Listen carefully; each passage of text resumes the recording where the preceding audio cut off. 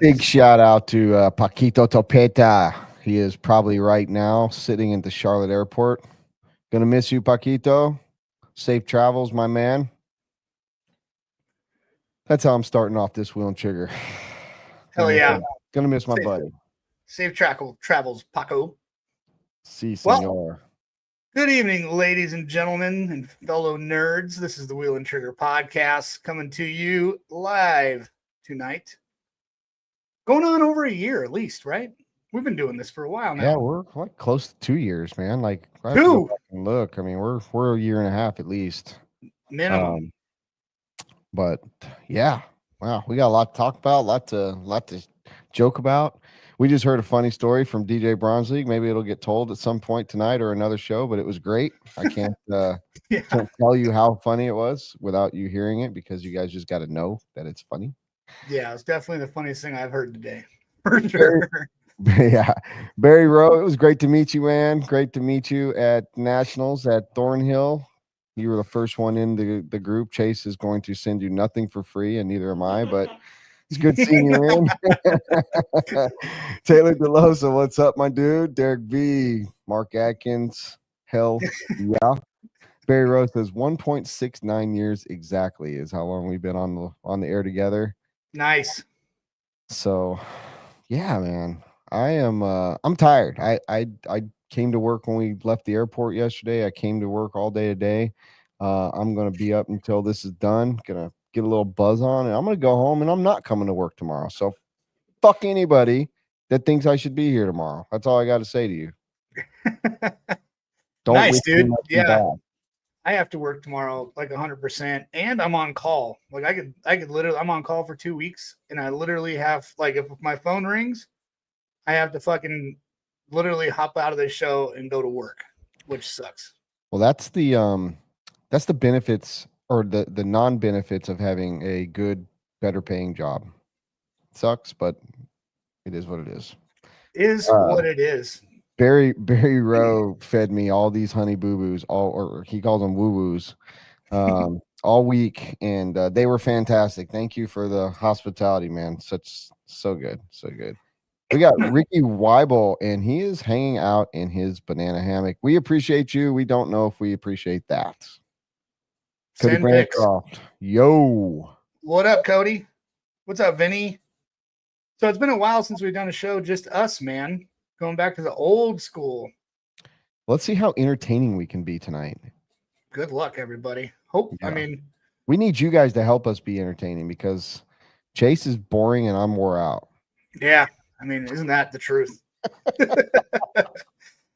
Well, before we get too deep, let's thank all of our sponsors for supporting the show, and then get into the intro, and then dive into the Roar Nationals, which, if anybody else watched, which I'm sure if you're watching us, you were probably watching the Nats, so we can all duck and dive and didge and dodge and talk about it for a little while. We want to thank One Up Racing, our title sponsor, providing some sick goods as usual. Promotion, Nitro Pro, Techno, J&T Bearing Co., Get Shit Done Coffee, TZO Tires, MSM Nation, RC Sign Up, RC Box Club, Racecraft, and Beach RC. Thank you, everybody. Yeah. Thank you, and thank me. It's all good. Happy days. Thank us all. Yeah, I was just fucking around. A couple things real quick. Robert did a little research. First live show, April 13th, 2023. That was with Mark Santamaria. And then Chase stepped in a couple weeks later. So we've been doing live shows for over 2 years, bro. Wow. Yeah. That's pretty cool. Live shows for over 2 years. So thanks for doing that, Robert. I mean, make me feel just another day older. Also, if you have not shared this, now's a perfect time to do so. You haven't missed anything. We could use a few more eyeballs on this. See, what's up, Keenan? Right, Keenan's in here watching. I was watching Keenan last night. I don't know if everybody else was watching Keenan with Lance McDonald last night. They had some good information. We might provide a little different aspect or view on how things went down. But having Keenan on here just means that he's waiting to hear something that he hasn't heard yet. Yeah, I save Keenan stuff for traffic. I never watch Keenan, but I'm always listening. Yeah, so I actually was sitting on the couch with my wife watching when I got home last night, watching it. And she looked over at me and gave me a stank eye. And I was like, "What? This is my job, dude. I She's got like, you no." hadn't had enough? Come Yeah, on. she wasn't wrong. That's for sure. A couple more shout outs before we hit that disclaimer. Brian Rohde, it was great to meet you at Nats, man. Appreciate you and everything. Ricky Weeble, just a plus size male model. Finn or BJ Williams, yes, we're going to be hearing a lot from you, I'm sure. Eric Lundvall, Kyle Chasen, what's up? JWRC says, did me and Mayfield figure out that perfect track time to beer ratio? The answer is 100%. Fuck yeah. We always know what that is. It's as many as you can drink. Keenan, Lance are both on, man. It's great to have everybody. But why don't we go ahead and just get this bitch started so we can talk our brains off. You ready? Yes. And what's up, Wade? What is up, Dean Sexton? What's up, RC photos and videos? And let's drop it. Must not have seen those. All right, here we go. The following podcast is a group of people who will be talking shit, drinking, using cuss words and living their best lives. The opinions or views expressed do not necessarily reflect the views of their sponsors, supporters or anyone important outside of the four walls of the show. If you are not 18 or older, we suggest talking to your parents about this podcast before watching it and becoming scarred for life.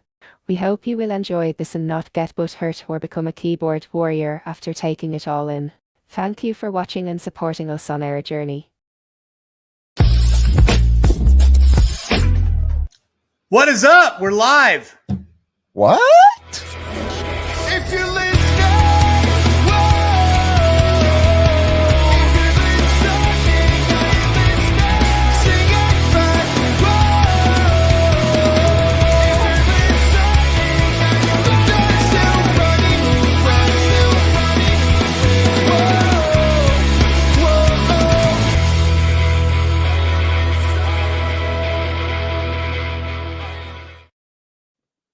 yeah. Hell yeah. Checking in from Alaska. Hell yeah, dude. Oh, what's up, Dennis Johnson from Alaska? You are fucking awesome. Yeah, man. It's the same time there, right? What time is they're on my time, your time? They're probably closer to your time by a few hours. Definitely not on my time.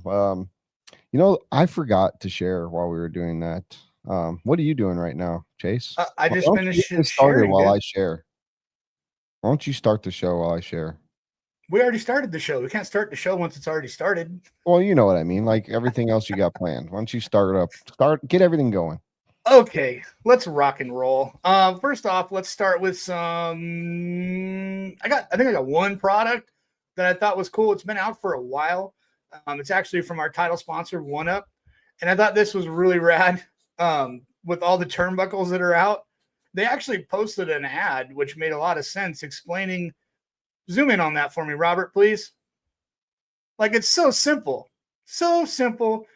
They got a little, the way that the turnbuckle is, not only does it's the turny part of the turnbuckle, but the small side makes your turnbuckle smaller, and the bigger side makes your turnbuckle bigger. So you know which way to turn your shit.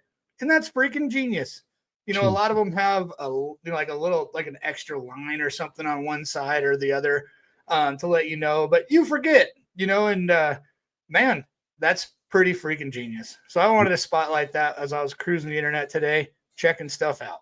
That is actually really intuitive. Like you said, there's always on the counter thread, there's always a line on one side of the turnbuckle. But to actually have you understand it with shapes and size is even cooler. I mean, right? Once again, Randy Castor gonna get copied, but great job being a fucking innovative dude. Yeah, for sure. I don't know if that's a new turnbuckle that they just released or it's existing and they just wanted to point out that, this is what it does and this is pretty fucking badass. So, yeah, it's very badass. Because even if you put it on backwards, you'll still be like, well, this one's backwards, but I still turn it this way. You know what I mean? You know what makes it smaller, what makes it bigger just by that. Yeah. So that is very intuitive. So I like it. All right, what else you got? I think that's it for the new products. J&T Bear & Co. dropped a new shock tower for the associated cars today. Split tower, kind of like going the techno route with the split tower. And it came out pretty sweet. I'm not sure if I sent Robert a picture or not, but it's chrome. It's a collab with One Army. So, I did. So, it's badass. It looks pretty cool for those associated guys out there. You can look rad like us techno guys now. So that's pretty cool. Yeah, man. I don't know if there's more tuning options in it or different hole setups or whatnot. I didn't dive too deep into it other than it's cool and shiny and chrome and split. So, yeah. If you're an associated guy, check those out. I dig it. Yes, sir. And I think that's it for the new products that I got. Just quick cruising the internet there.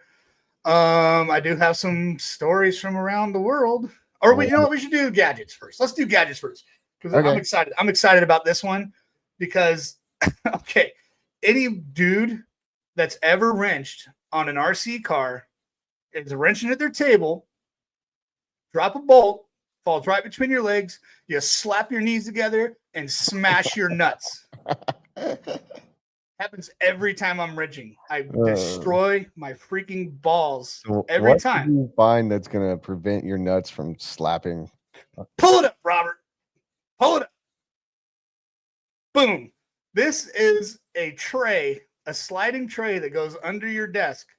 So that 5 or 6 inches that you have between your belly and your table when you're wrenching, you can just slide that out till it touches your belly button, and then boom, all of your freaking bolts, nuts, all that shit will just fall right there, and it will save your balls. I'm telling you, I'm ordering it, and I'm saving my nuts. But don't fucking care about your kidneys or your rib cage or gut or anything else. As long as your balls are good. What are you talking about? No, that thing, if you have to scoot in, emergency grab, it just slides right in. You know what I mean? Like you're not going to be smashing your gut or nothing. It's just going to slide in, come out. Vinny, we already had one. It came out, I think, last year. It's right here. Oh, yeah, it's right there. Boom. We should probably do those again. Brian Dorn, the guy that actually made that, called me just while we were on the show. Maybe we should make some more. Let's do it. Sounds like a request. Dorn's but anyways, no more smashing your nuts, dude. I'm telling you.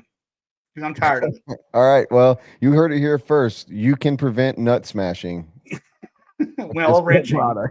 While wrenching. So yes. I like it. I love it. So, okay. So that's it for Oddball Gadget.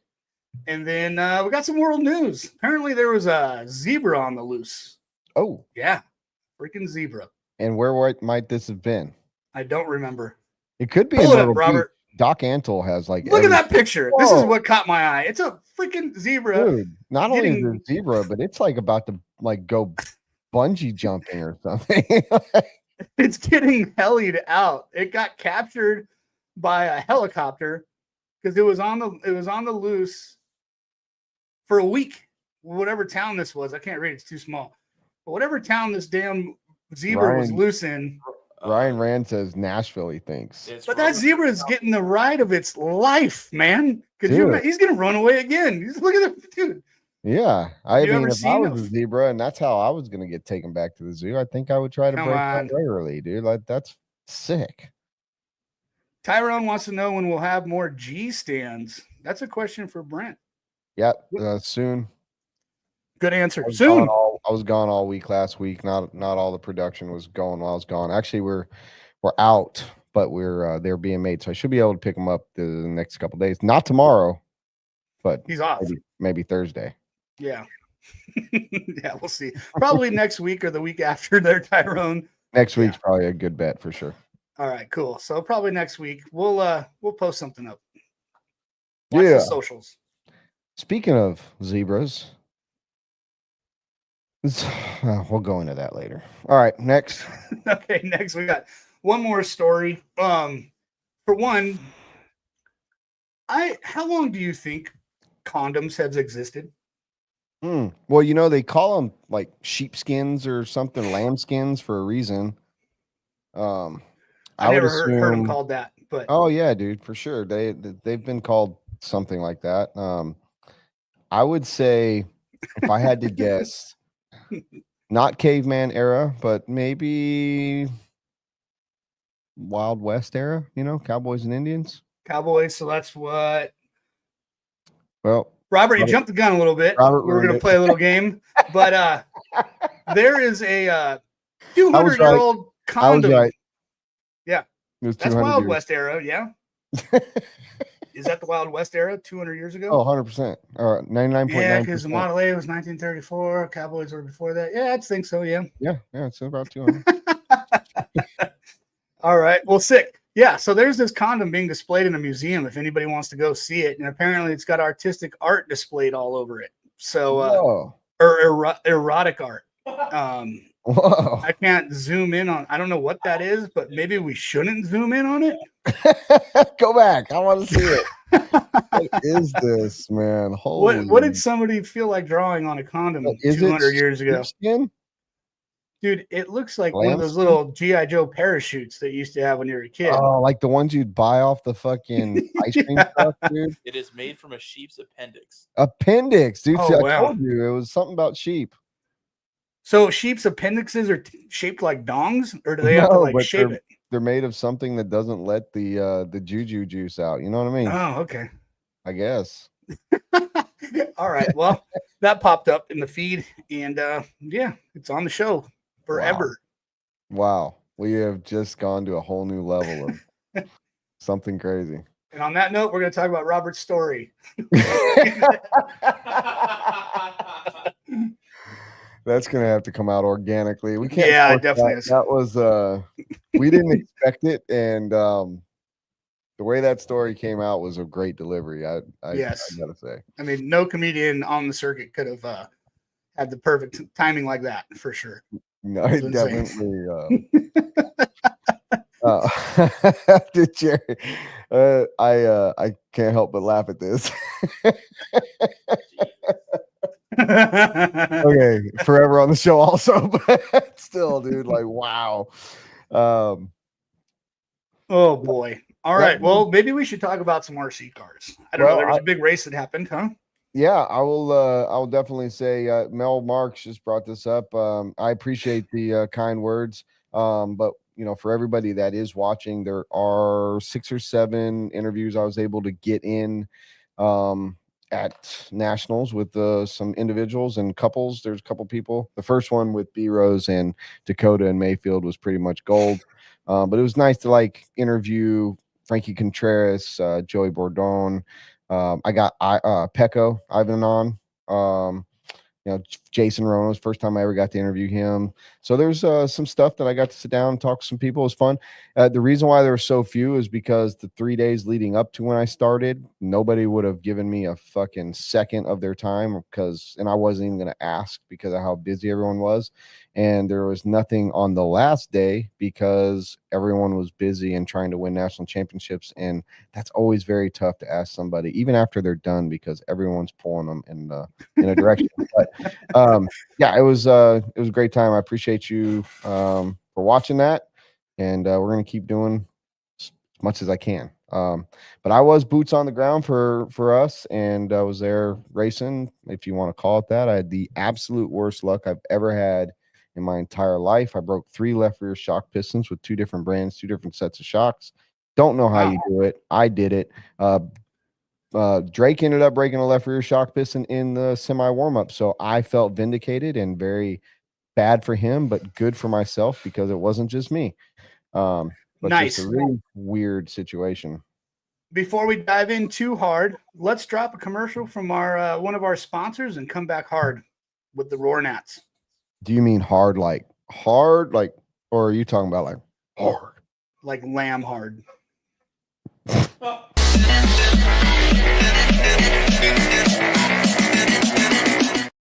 No, fuck that one. That one's old. I'm sorry. That was all me. Lee, I almost. When people say that I'm a hard person to know, I tell them that I'm not like an ordinary world. I have my madness. I live in another dimension, and I don't have time for things that have no soul.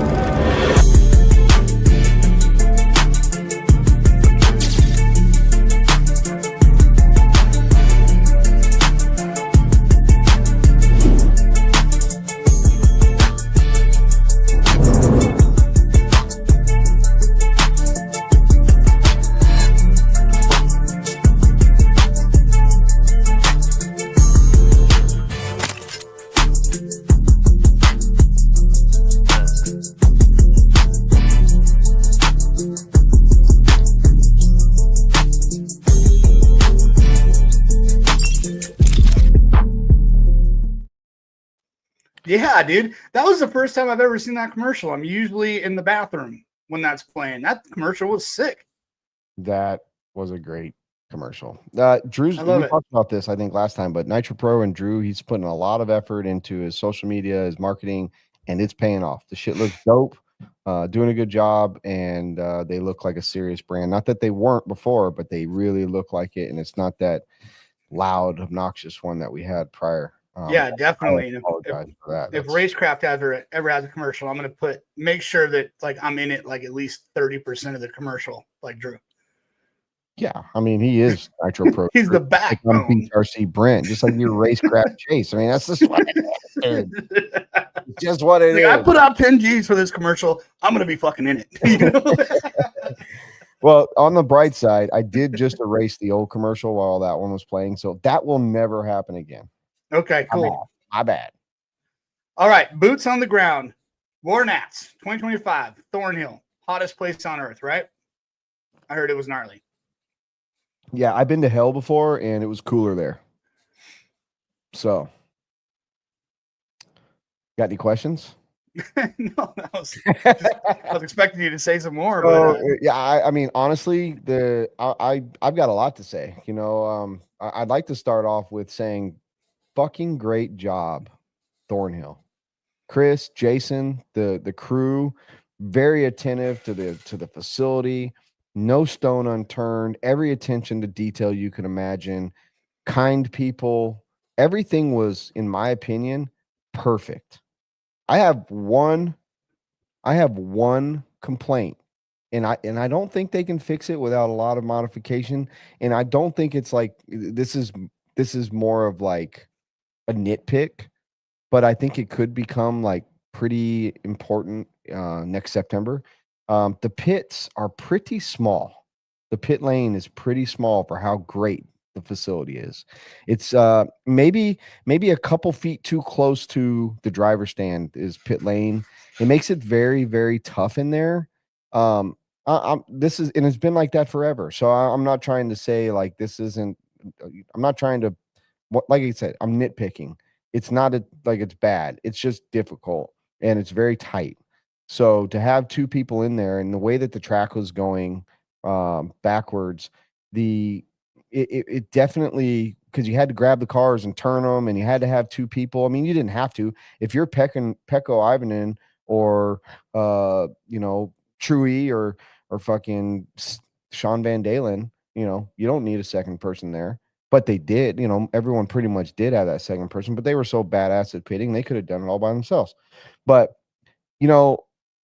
it's just one of those things where when you have that great of a facility, it looks like that could have been an afterthought, but I could be completely wrong. Nonetheless. So when you have a tight pit situation like that, what do you think about implementing a one-way street? That way, everybody comes in from the left side of the driver's stand. Everybody exits from the right side. Because I know when the race ends. No, it was okay. It was still tight. They don't. It's not. Well, number one, RC racers are some of the most hard-headed people on the face of the planet, and they could be told 50 times to do something, and they will still need to be told the 51st time. I mean, the problem with the two people in the pits, which is normal, is that Roar wanted everyone to stand off the driver stand or off the pit lane so that there was a lane for people to walk if you weren't pitting somebody. Makes sense. Well, every single race they had to come in and tell everybody to step back. I'm not saying that they're wrong or right. It's just the way that RC always has been, probably always will be. We all want to be standing right, nuts up against the pit lane. That's just what we do. So I know that that's kind of one of those things where it's tough. I mean, pit lane's always tight. It's kind of like the crunch, it's always gnarly in there, But it's also a little bit, I don't want to say like short, but it could have been, if it was just a little long. I'm just nitpicking. I don't want to stay on this for long. But to me, what's crazy is if that's the only thing that I personally saw that was wrong, some other people could chime in and say what, if they saw anything. But honestly, perfect decision for nationals this year. I think it's a great decision for Worlds, And there's so many fine tracks. I know Brian Eider really wanted Worlds. I know that A Main would have loved to have had Worlds. Those are some tracks that definitely could have had Worlds, but this one will be a guaranteed event. There's lots to do. The facility is top notch. Like I think that after being there, I've only been there twice now. I went for the 2019 Nats, and then I was there for this one. I think they definitely deserve a shot. They've been around for long enough to deserve a Worlds, that's for sure. And it's guaranteed. Everyone's going to be able to fly in, do their thing, and hot damn, here we go. So I have no complaints. The only complaint I have is the track was so fucking hard for somebody like me that only races a few times a year. I'm not one of those guys or kids that just gets it real quick. I hate that for myself, but that's my own fault. I don't practice enough. The track was amazing. Like I said, the crew did such a good job. Jason, the guy that runs the place for Chris, I mean, couldn't ask for a nicer guy. You couldn't ask for somebody that is that's so attentive to the people that are there and willing to get the job done. So kudos and a big round of applause. Let's get some good round of those guys killed it. Those guys killed it. And then to move on to Roar, you got the keyboard warriors. I know that it kind of seems like I'm a homer because I'm on the committee, but I'm going to tell you right now, they did a great job. I think most people think they did. I think that they did everything they needed to do. I think they shook and jived when they had to make sure that things were right. They listened. They talked to people. Clayton was one of the people out there talking with all the racers, talking with them, the manufacturers, the businesses, asking them, he wasn't just going and saying, this is the way it is. If you don't like it, fuck you. He was literally going around and making sure that he had all of his T's crossed, his I's dotted. I thought everything, in 2019, there was quite a big kerfuffle with that dipshit that used to help run Roar. And Chris Allison and the boys at Thornhill were not in the Roar business anymore. They were out.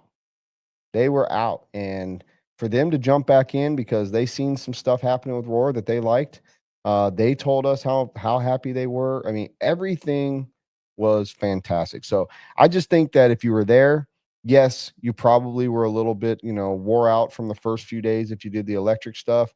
I think that if you were there, you were probably had some opinions on how they can do things better. But I also think if you were there and you stayed from the beginning to the end, the only thing you could say is with some tweaking, it could be better, but it was great. If you disagree with me, that's okay. You won't hurt my feelings, but I'm telling you, I've been to a lot of races. I've promoted races. I've been part of Roar. I've had a Roar race. I think everything that went down was fantastic and it was a job well done. And I think that knowing, and I told many people this, and if you were there, if you think that something could be done better and you have a suggestion, you should email Roar. You should email and let us know what you thought, what you think can be done better, and how it can be done better. Because in this situation, complaining does nothing. Offering a solution does everything. So, that's the quote of the day, guys. Yeah. Well, thank you. You're welcome. Anyways, that's how I saw the event. I want to know how you saw the event watching from a screen. Well, that's great to hear, man. I mean, it didn't seem like there was any Roar gate with any issues or new rules or any horse shit or nothing like that. So that's good. There was no complaining really on the internet about it. So to hear that it was a great event, that's awesome. That's a huge step in the right direction. And the track looked fucking incredible on my TV for sure. Yeah. The track looked awesome. It had some really innovative features that you haven't seen before. My favorite feature was that double in the center back where you landed and then it went down like the waterfall turn after the double. That looked like a really hard section and it looked really cool on TV, like badass. And I think that was the Beach RC track cam right there too. So yeah, it was sick, man. It was sick. I only really tuned in on Sunday for the Nitro Buggy mains. Everything else was kind of like a blur for me. I didn't really pay attention too much. But watching all that pretty much all day on and off between running errands and things like that, catching mains and things like that. I did watch the final. I went to a pool party and made them turn on their outside pool TV so I could watch the Nitro main. So I got a couple of new eyes on RC at the pool party watching it. They thought it was cool. It was an amazing race, amazing race. I bet Mayfield wish he would have cleared that triple, but yeah, man. Other than that, it was amazing. Congrats to Dakota. I mean, I was yelling at my TV early in the morning. I root on the racecraft drivers like they're my own kids out on a football field or your drunk uncle watching the Super Bowl. I watched a lot of SoCal's finest be in bump positions, man, and just something happened, you know. Our own Deanna, SoCal girl, she was in a bump position. What happened to her? She ran out of gas. She flame out. She broke. She did something, but she was, a couple minutes left. Boom, out. Then Frankie, he was in a bump. Semi in the bump, dude, like rolling. Semi in the bump, flame out. Almost threw my fucking remote at the TV on that one. That's the one. Okay, I was waiting. Dude, I was cheering for him. I was like, "Go, Frankie, go!" And that happened. And then Walker got fourth in one of them. I was rad for Cold to bump from the LCQ. That was sick as shit. Yeah. Who else? Dylan Peterson was in second for the whole damn junior final. Dylan Peterson, man, whole damn junior final, and broke with like a minute to go. Almost threw my remote at that TV on that one too. I was literally making an ad for him for Racecraft to congratulate him. That's the curse, bro. That's the curse. He's in second. I'm making an ad. I'm like putting his picture, cropping it, writing his name, and I look up and he's in like a couple laps down. I was like, son of a bitch, like it just seemed like everybody kept dropping, man. It sucked, dude. But they were all in good positions. So that, I mean, hopefully, next year that gain some experience for them for the future races to come. But congrats to Brandon Rose, man. That's sick. His first national title. Yeah. Badass. Speaking of that, just that the video that the interview I did with him after he won on Thursday night, I got him to drink 2 beers out of his championship cup, dude, right on camera. Nice. Other people posted pictures of him walking around, but we recorded that shit. So go and watch that video. Right, it's at the end, but don't go all the way through it. Listen to that's the same one that Mayfield and Dakota both came in and kind of dropped in on him. So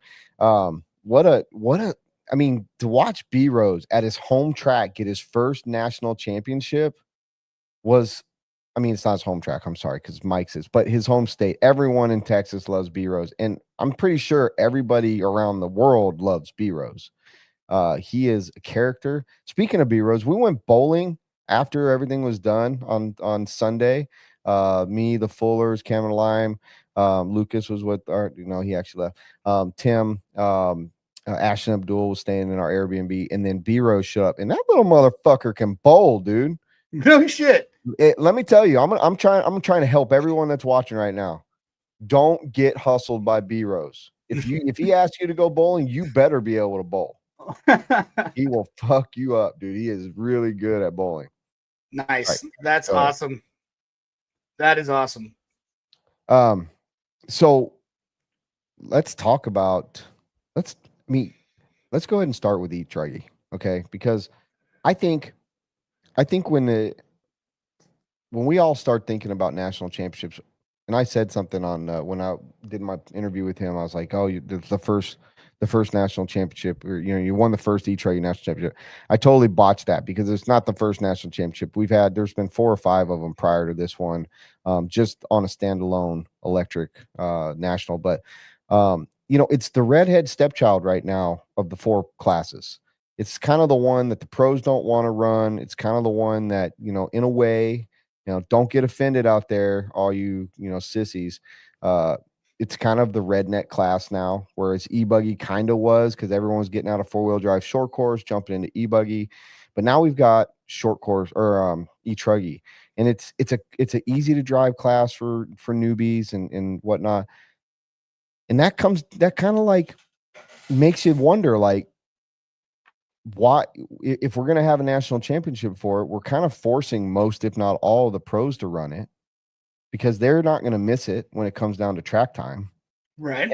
But what are, is there a second level that's close enough to competing with those guys in that class outside of the pros that run nitro buggy and e-buggy and nitro truggy?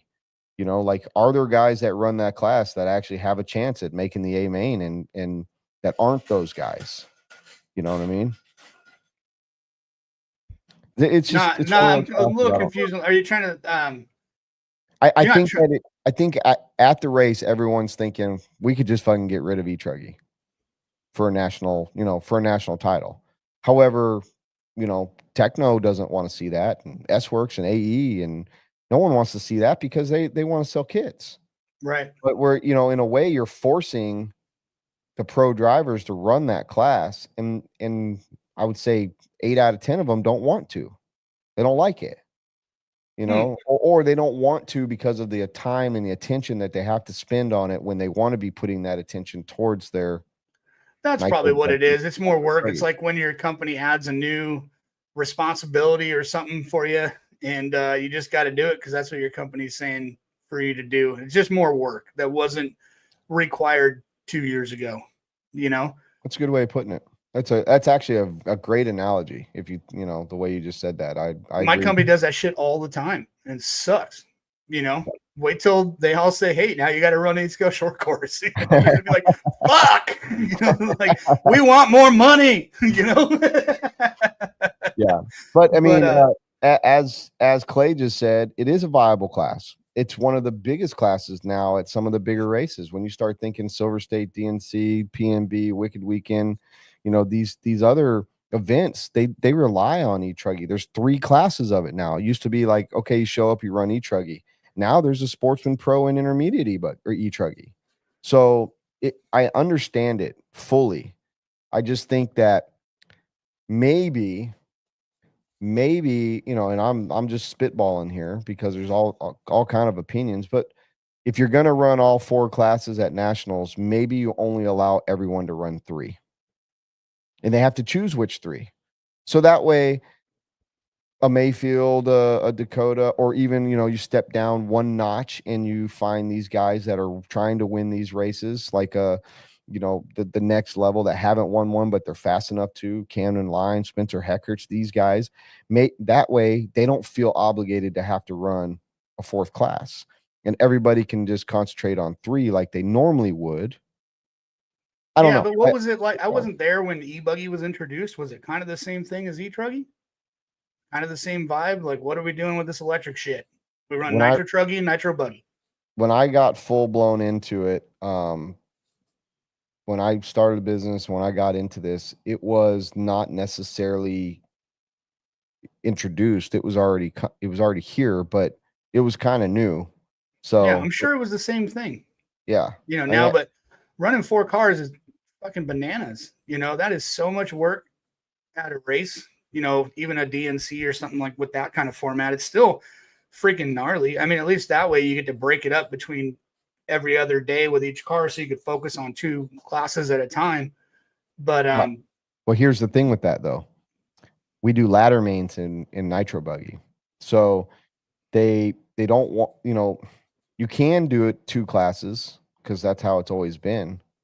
However, if you do 2 classes every other day, like the DNC schedule or whatnot, then you're going to run into a time problem on mains day.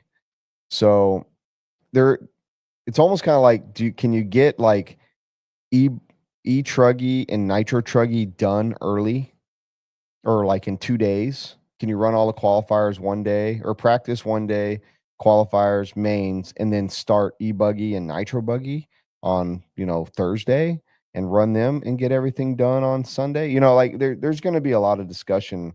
It's a lot, dude. It's a lot. But to maintain 4 cars for a race, dude, it's insane. Right. Your cars will be lacking. Your 4th car, maybe even your 3rd car, is going to be lacking. Yeah. Yeah, absolutely. Yeah, I mean, there's going to be a lot of discussion about this. I think that Roar's going to, because whether you want to run it or not, your cars are still going to be lacking. There's no way you can stay on top of it without a mechanic. Not at that level. Yeah. And you could tell the guys that did. You could tell the guys that did Yeah. have it because they got progressively better. Yeah, It's and shit, guys even that- just gluing the damn tires for all of them. Yeah. Bro, just think about that And that's aspect not of it. shredded For tires. fuck's sake. You know what I Shredded mean? Tires. It's for the a pros. lot. It's too much. Yeah. And then you go talk to Battier and he's like, hell, pussies. You know what I mean? Mike Battier running, or Eider running 2 or 3 classes in each one of those cars, going with 48,000 entries for each race they go to, like, and still doing well. So who knows? You know what I mean? Yeah, I know that there was, a lot of people scratching their heads going, fuck, dude, that was, I mean, it was so stressful. It was like decompression night on Thursday night when that Truggy main was done. We haven't even talked about the racing yet, which is good because there's still more shit to talk about, I'm pretty sure. Most definitely. I know we were going to before- try and have a little bit of a short show today without a guest, but we'll see where this takes us. Well, we still have, I don't know what you're talking about. Short show. I was just talking about just not having somebody on here that was get all the looks and talk about, talking about racing. Talking about racing. Lefty's got a good point. He said in an earlier comment, let me see if I can pull it up real quick. He said, if the contingency gets good for the pros, they won't complain. Awesome. That's a yes and a no, though. I don't think that on the current schedule, the way it worked this last week, that they would be stoked to go run 3 classes in 2 days,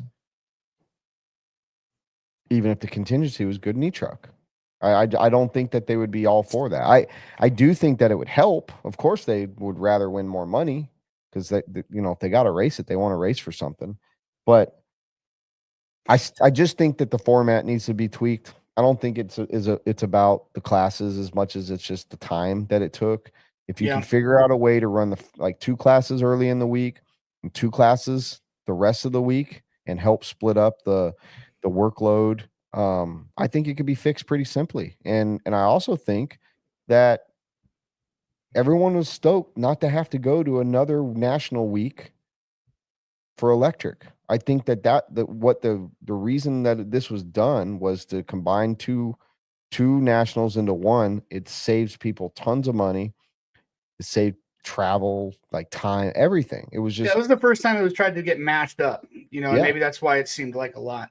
It was a big win. I think it was a big win for Roar and the racers. I just think it needs to be tweaked. It's pretty simple. Well, tweak away, buddy.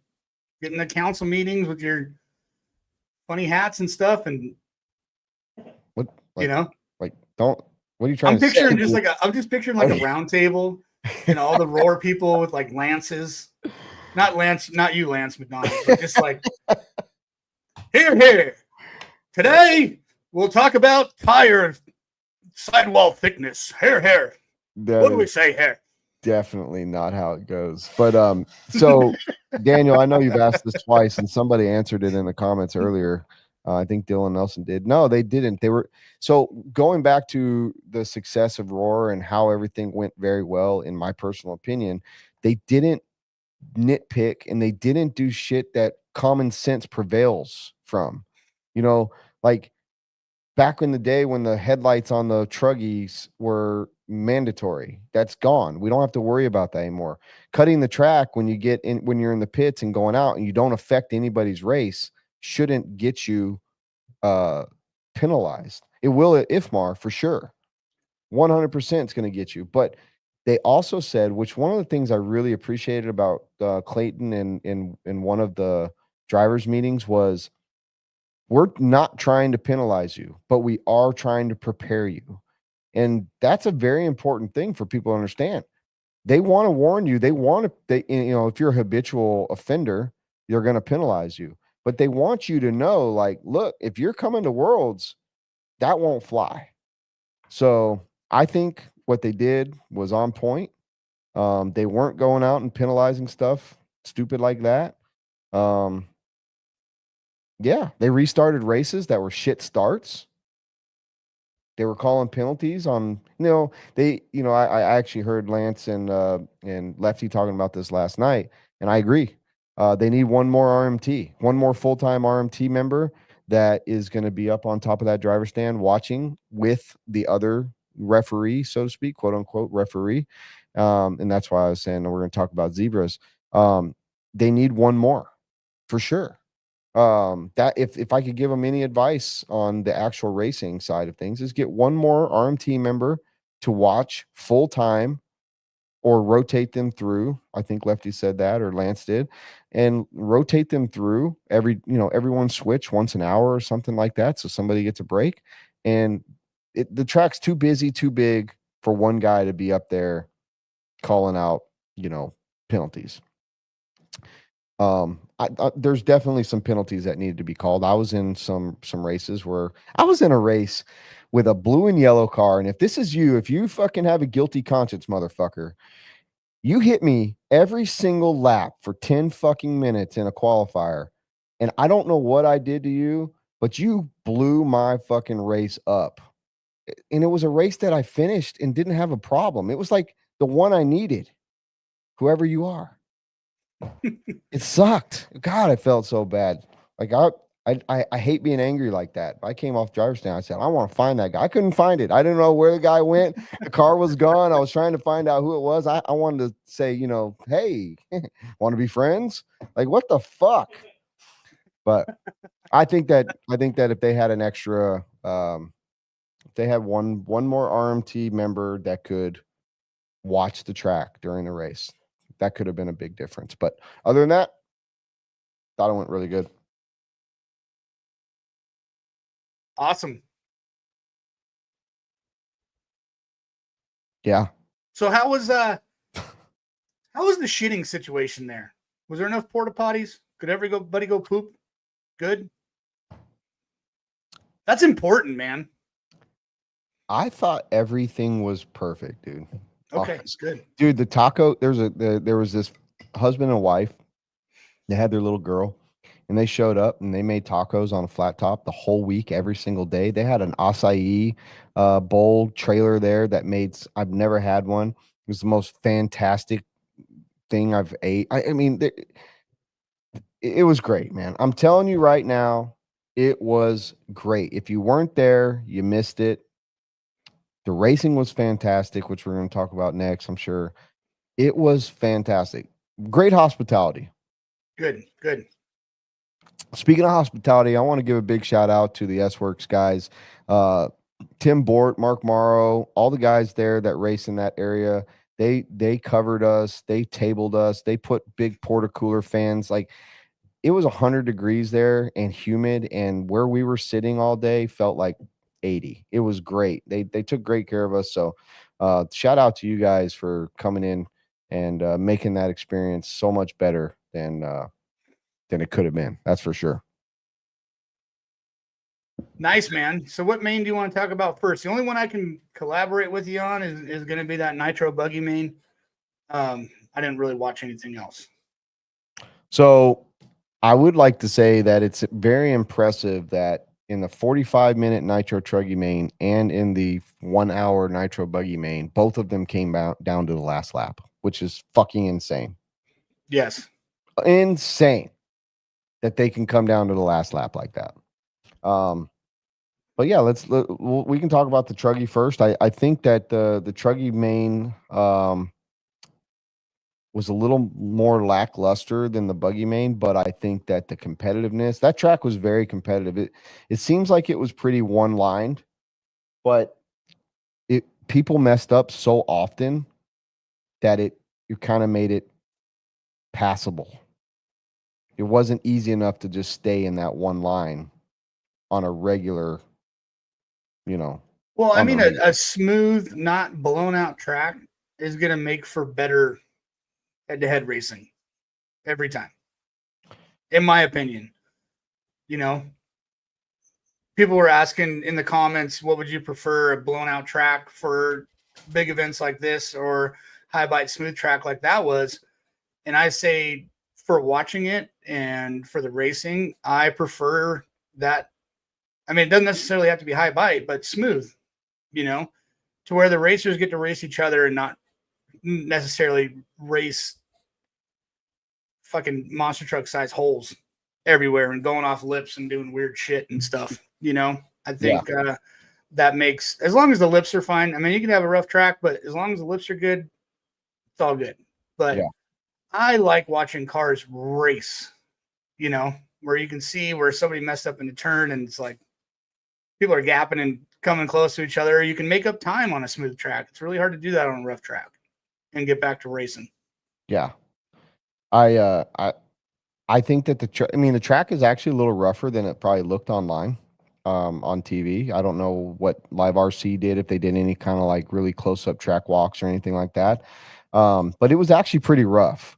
It was smooth with grip in a lot of places, but when I say smooth, like the parts that were raised up enough to be smooth were smooth. It wasn't blowing out by any means, so don't take that the wrong way. But it had some roughness to it. It wasn't like it could catch an edge of a tire real easily, if you know what I'm saying. Yeah, you could see that. You could see a lot of guys in some of the landings that weren't necessarily smooth landings, where a lot of guys are slapping on shit. You would slap, cut, and roll. You know, Well, we it saw was a lot so of that going tough down.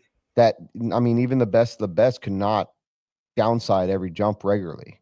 The timing, because every part of that track was a timing section. The straightaway was a half a straightaway. You had no time to breathe, none. It was very busy, very very technical.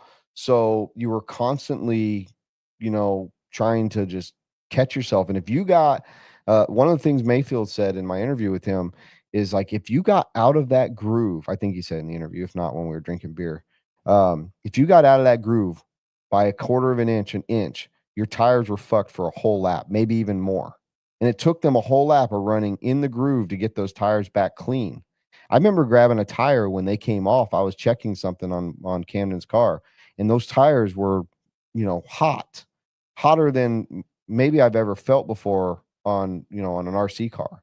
They were very warm, like they were doing what tires are kind of meant to do in racing. They were shredding, and you can get the heat built up in them. So if you got dust on them by getting out of that groove by one tire width, you're fucked. It took time. I mean, there was one point in the race when I'm pretty sure it was DP got a little loose and got stuck on a pipe, and then he's doing donuts just trying to get out of his own freaking way because he had no traction anywhere. So that was actually after he made Dylan Nelson made an incredible stop. This is the last stop of the race in buggy. DP comes out of the pits, he got by Mayfield in the pits. He needed it. DP goes over the pipe, does donuts in the infield. Yeah, it was gnarly. Mayfield got by. So that was like, you're getting into the last 5 minutes of the race, which was incredible. I would like to address this comment by Chavez. Here's the thing, dude. Every single person was doing it. So yeah, I would say, of course, maybe you think DP got an advantage, but DP only had to do 9 minutes in his stops. He was doing 11 plus. I doubt him cutting the track was a factor in his pit stops. Anybody that knows his program right now, everyone knows he's doing easy 10-minute stops in most races and 11 to 12. I know it sounds crazy, but it's fact. And him cutting the track was not because saving fuel. It was because he was trying to actually be the first one to hit the loop. There was kind of a joke about that going on because the one time that was really noticeable, he actually messed up and couldn't get over the pipe to be the first one to catch loop. But no, they won't let him do that at Worlds by any means. And I don't think it was a big advantage for him in a 10-minute qualifier because he was doing it without any issues anyway. So, yeah, the Truggy race, the fact that it was 45 minutes came down to the last lap. I just wonder, because I've never been able to, you and I, Chase, and I say this lightly because you're much better than I am. We'll never be in one of those races. No. To be in a 45-minute race in a track that takes your concentration for every second of 45 minutes, and then it comes down to the last lap when you're at your most exhaustion, your most your car is at the weakest point. It's their tires are bald after 30, 25 minutes at the most in a truggy, and it comes down to the last lap. Can you imagine your heart? I mean, these guys are like stone cold as it is, but can you imagine what it's got to be like to compete like that? I mean, I've been in some 45 and hour-long mains, but never fighting for a win. You know what I mean? So I'm sure my nerves are a lot calmer. But yeah, I can't imagine. I mean, the mental with that. Like, all you want to do is for it to be over. You know, you're hoping you can just maintain whatever position you're in, and these guys are dogfighting. You know, but that's why they're in those mains, man. Yeah, exactly. Jerry, it's not open loop. Actually, it's the exact same. They don't call you by your car number. The two worlds that I've been to, it's you when that horn blows, you're already on the track, and you're not allowed to cut the track. You're not allowed to stop on the track, no matter what. So I don't think you're correct on that specific comment there. Man, the pitting. Dylan bringing up pitting. What an intense race. I brought up Pecco. Pecco really impressed me. I don't know how many people have spent much time with Pecco. I got to meet him back in RCGP when it was at the Badlands, but I would say if you put Pecco up against anybody this last weekend, the top guys, Sean Van Dalen, Mike Sontag, Truey, Dylan Nelson, there's a handful of top guys doing top notch shit out there. Pecco was money. I think, if Mayako ever has a chance to do anything, Pecco's not going to let them down. Definitely not in the pits. If anything happens on the track, that's on the driver. Pecco did his job, so that was cool. But yeah, man, the pit stops are crazy. I mean, we'll move on to the buggy race because the truggy race was not as crazy. Still really good, but I mean, a couple things happened in the buggy race that I admit I was watching Camden the whole time because that was the car that I was pitting and working with, but I was standing right next to the right of me was Dylan Nelson, Tyler Hooks doing DP's car. DP flamed out. He flamed out in the pits with a large lead. That was huge because that gave up. It was huge. That took away the pit stop he saved. He was going to go one pit stop less than everybody, and he lost that with a mistake in the pits. And I will tell you, it wasn't because of Dylan Nelson. So Dylan did a great job. He did his job. But the pit lane, man, wow. I mean, I keep going back to pit lane because how crowded it was and how everyone had to work together. I mean, everyone's talking left and right. You coming in, when you coming in, no one wants to come in left and with the guy on the left of you and the guy on the right of you, and not to mention you have to have two guys. Most people had two guys to grab the car and turn it sideways, and because they were coming in on the right side. Pit lane was gnarly. I mean, the bumps coming into pit lane, I saw. Dude, those things look gnarly, dude. They were. The one I saw somebody jump them. Yeah, two people that I saw regularly doing it properly were Spencer Heckert and Seth Van Dalen.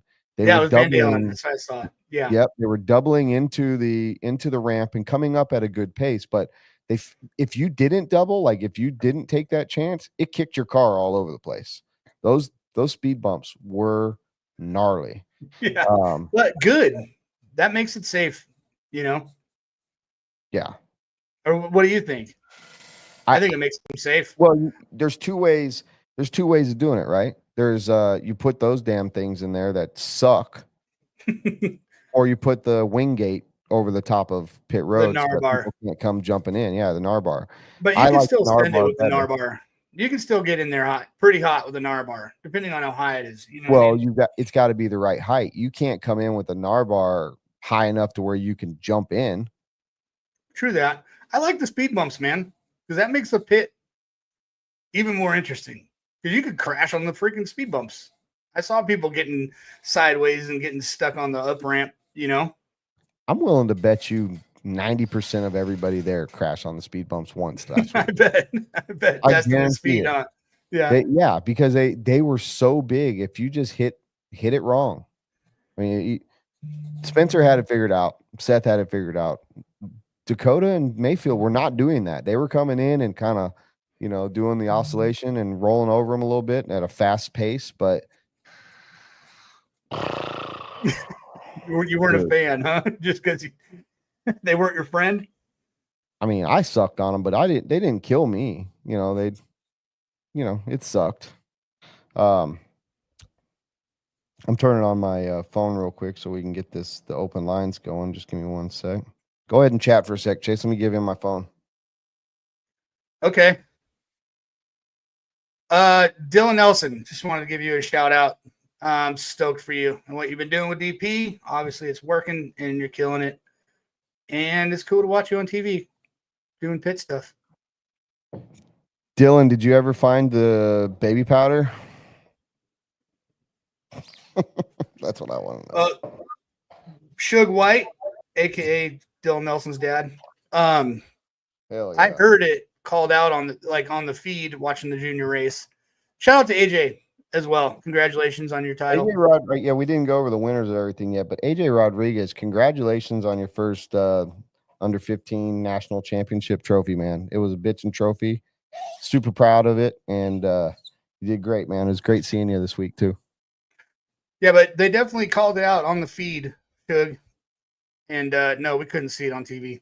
What'd they call out? I missed something here. There was a runaway in the junior race. Oh, dang. Who was it? Yep. I don't know. I couldn't watch it. We were thrashing, getting cars. I'm thinking Shug might have been involved. Uh-oh. He probably turned it off or it hit his ankle or some shit when he brought it up. I'd love to have AJ on the Ultimate team. Speaking of Ultimate, 6 national championships. I know we're just catching up to everybody else, but 6 national championship in 4 years. I think we're doing pretty good. Nitrolux and Ultimate Racing with Dakota has been a phenomenal combination, and we're loving every bit of it. So, congrats. Oh shit! Congrats I thought Dylan broke. Bummer. Runaway. Oh, it was a runaway. Yeah. That was the runaway. It was DP. Damn it. That one broke my heart, man. Dax Cox says that was the second craziest runaway he's ever seen. So I'm not too sure exactly how it did or what happened. I missed it, but well, the craziest runaway I've ever seen was actually my car, and it fucking sucked.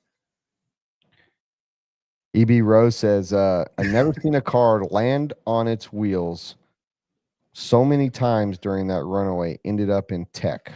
Okay, so at the dirt, how they have the warm-up ramp and they drop everybody down, and it's usually for the DNC layout, it was like to the right after it was like there was a big old triple at one of the years for DNC, and I landed on this triple and my car just went full throttle and I hit that warm-up ramp at full speed straight into it. I lost everything, and my car was like 20 30 feet in the air, and it landed and went all the way across to the end of the fucking like the whole end of the parking lot, straight line, boom, right into the fence, dead. Like a quarter mile gone after a perfect 30-foot air. It sucked.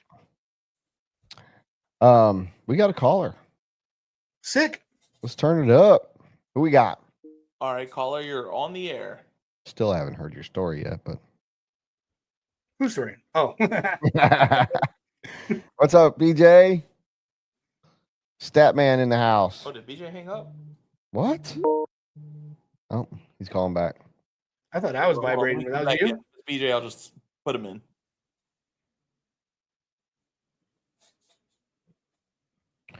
Real quick, I saved this to show. Barry Rose said, I'll never forget seeing Clayton tap out Mr. Rose to marshal for him when B Rose won A2 in E-Truck. Tells me everything I need to know about the character. Yeah, I mean, there was multiple times that Clayton was sitting in a chair marshaling for people. And there wasn't a lot of times we needed, volunteer marshals. So when there was, he had no problem doing it. So I agree with you, Barry.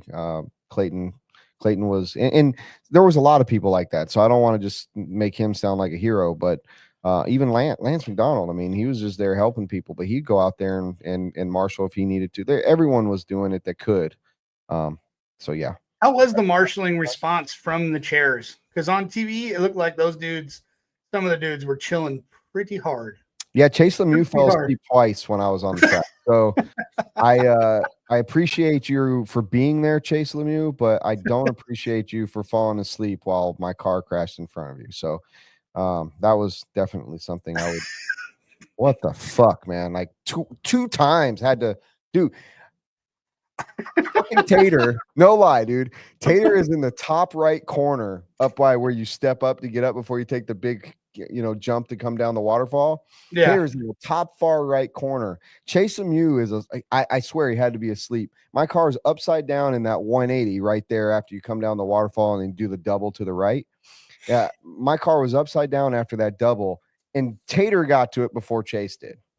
Oh, from man. the top right corner. That just tells me everything I needed to know about that. But yeah, I'm glad you got your rest, though. I appreciate you. Yeah, it definitely looked like some guys were getting pretty comfortable out there. So I was wondering how the response time was for some people.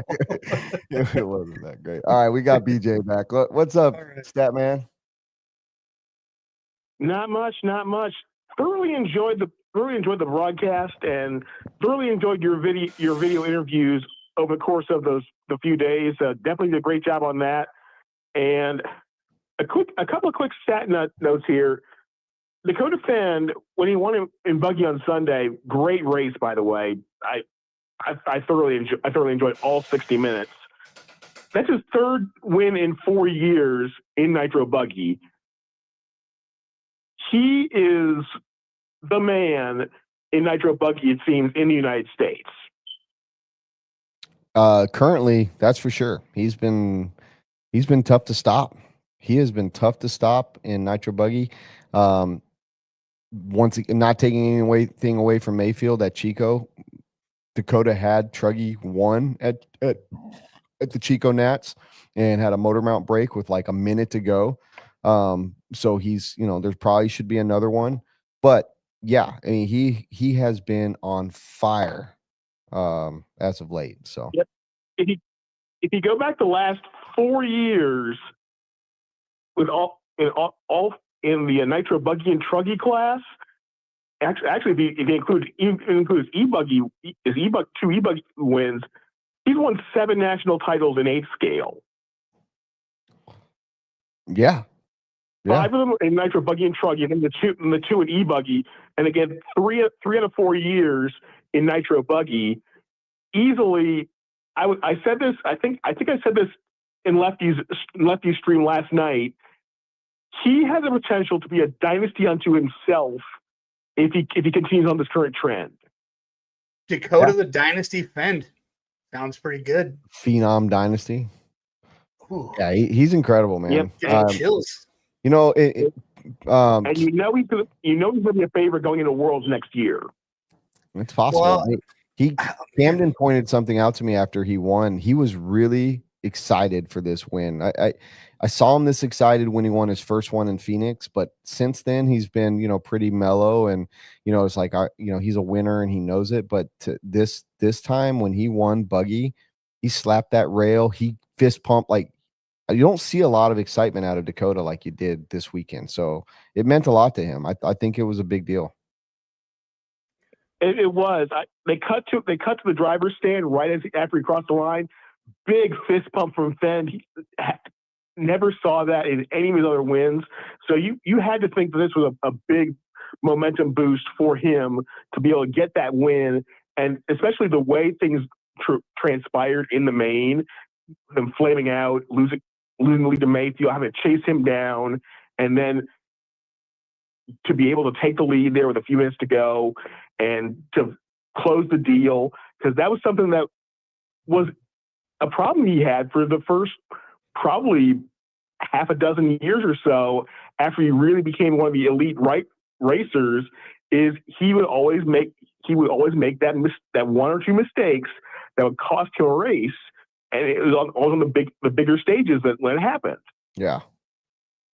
Well, it's crazy. He's still making one or two mistakes, but so is Mayfield, and so is the other guys. So I different. I think this the year is different- pretty important to him because different- he just made a huge life change with a chassis change that he's Mhm.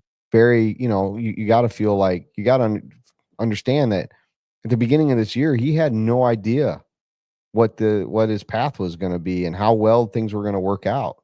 So, I'm sure this Mhm. means a lot to him and to X-Ray and everybody that's involved in this program. Yep. Absolutely. And I really think this switch to X-Ray might be that missing piece that is going to send him. He's already elite. He's probably going to be. I think he could enter into the discussion of one of the greatest RCers of our generation right now. Yeah. Definitely, man. One of them for Right. sure. Definitely in 7 contention. national titles in 4 years, 3 out of 4 in nitro buggy, and he has easily the best fuel economy of the entire field almost every time he's out there. I mean, they had when you saw that qualifier, he went 10 and a half minutes on a tank of fuel on a tank without stopping. He still had fuel left. You've got to think that is going to put a lot. That puts the whole of RC in America on notice, especially in 8 scale, that DP is the guy. If he shows up, you're pretty much racing for second place. Yeah. I mean, yeah, no. The field is stacked, man. Yeah. I mean, look at what just happened at Silver State. The field is stacked, Mhm. and it's anybody's race out there in the A main. I mean, the top 5 of the A main that are always there, they're all there. I mean, but Dakota wins the ones that count. Yeah. Mm-hmm. I think that. I mean, the roar. I mean, but all the races count for sure. Like They Silver all State, count. what Fuller did there was fucking insane, man. You know what I mean? What Mayfield's done at DNC year after year is fucking insane. There's so many good dudes. They all do count, but the industry puts the big emphasis on the Roar Nationals every year. And so it's kind of like you show up, you win. We don't have a point series yet. So if you show up and you win the Roar Nationals, you won something that is coveted by the industry. No matter the history of it, that is the race to win every year. In Dakota right now is just in Mayfield. So we can't just leave out Mayfield. Those 2 guys right now are the toughest 2 sons of bitches to beat in the world. I mean, they can go to these world races and get beat one time, but when those guys come over here, they seldomly beat our guys. I mean, Juan and Elliot had a pretty good year beating our guys last year on our soil, but traditionally, they don't come over here and beat us in our area. So obviously, I'm stoked about the testing and the fact that these guys got a lot of good feedback and hopefully they can translate this into a world title for the USA next year. That would be sick. I don't know if putting it on this high grip, smooth track is the best tactical move for us to get a win in U.S. soil, but hopefully our guys can pull it off. They've had a lot of time on this track, and hopefully they continue to stay out there and do their shit to make sure they're top notch. Yo, Dickerson, when you do, please send us a picture so we can make sure everybody gets to see how rad that tattoo turns out. And send Brent Densford a Zelle for the reimbursement on that tattoo. I'll just send you a wheel and trigger hat. Don't worry about it. Oh, man. Well, BJ, we appreciate you, man. You got anything else? That's pretty much it. Other than the fact that those are probably the closest finishes in buggy and truggy in the last 5 or 6 years. I have to go back and do a little more digging on that, but to have the buggy raid come down to 1.5 seconds, and I really think that Mayfield might have had Fenn if they go another couple of laps. Well, it just But depends who's going Ben to was make on another level. that race. Came down to the last mistake, and yeah, who would have made the most mistakes in 2 more laps? We don't know. The another very close one was when Dakota won his first ever buggy national championship at Adobe. That was a very, very good race. Came down right to the end. So yeah, those 2 guys have been battling the last 4 years for wins in both classes at nationals. Mhm. So it's pretty Mhm. sick to see. Do we all want to see somebody new win? Yeah, I mean, of course, there's the majority of the people want to see somebody else win, but those 2 are dogs, and I mean DAWG dogs, not DOGs. These dudes they know how to win when the temperature's up, when the fucking going gets tough, when the track is the hardest to run, when the tires are bald. These 2 are, you can't bet against them. You cannot bet against those 2 drivers. Period. Mm. All right, that's all I got. Good words out of BD, and he's right. You know, they made for such fun races to watch, and then everybody steps up. That's why when anybody beats them, man, it's such a standout thing, and it's such a big deal. You know, that's why, because they're the men. Yeah, for sure. Well, we appreciate you, BJ. Keep it up, man. Thanks for listening. Thanks as always. You know, I enjoy it. Have a good one, brother. Later, dude. You too. So, there's this one comment up here from one of our good friends, good friend of ours, really good friend. His name is TJ Bradley, and he says, blaming the marshal, LOL. I never once said I lost a race or the marshal ruined my race or anything. Chase said a certain question, a specific question. How quick were the marshals getting to cars sitting in those chairs? He didn't say how many races were lost because of marshals. He said, how quick did people get to the cars?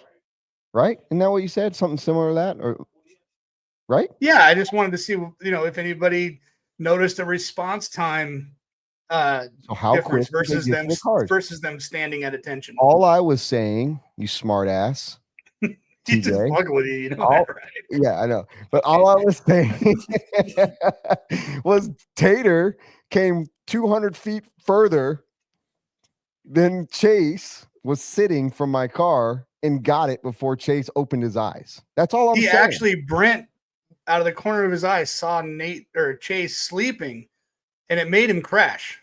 So That's yeah, exactly it is what the happened. So it's it's the definitely the marshal's marshal's fault. yeah.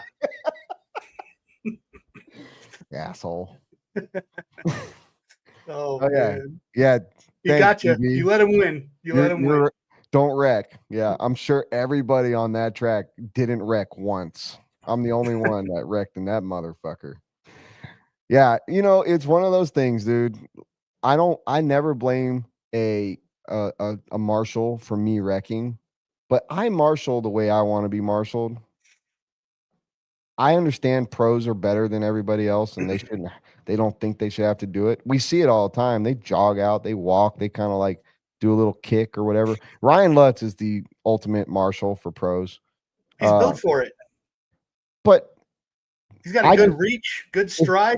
I mean, I never got the chance to marshal for Chase. And if I would have done it the way he done me, just as a example. That's all. I would have took a nap right in that corner. No big deal. He wouldn't have lost nothing. All good.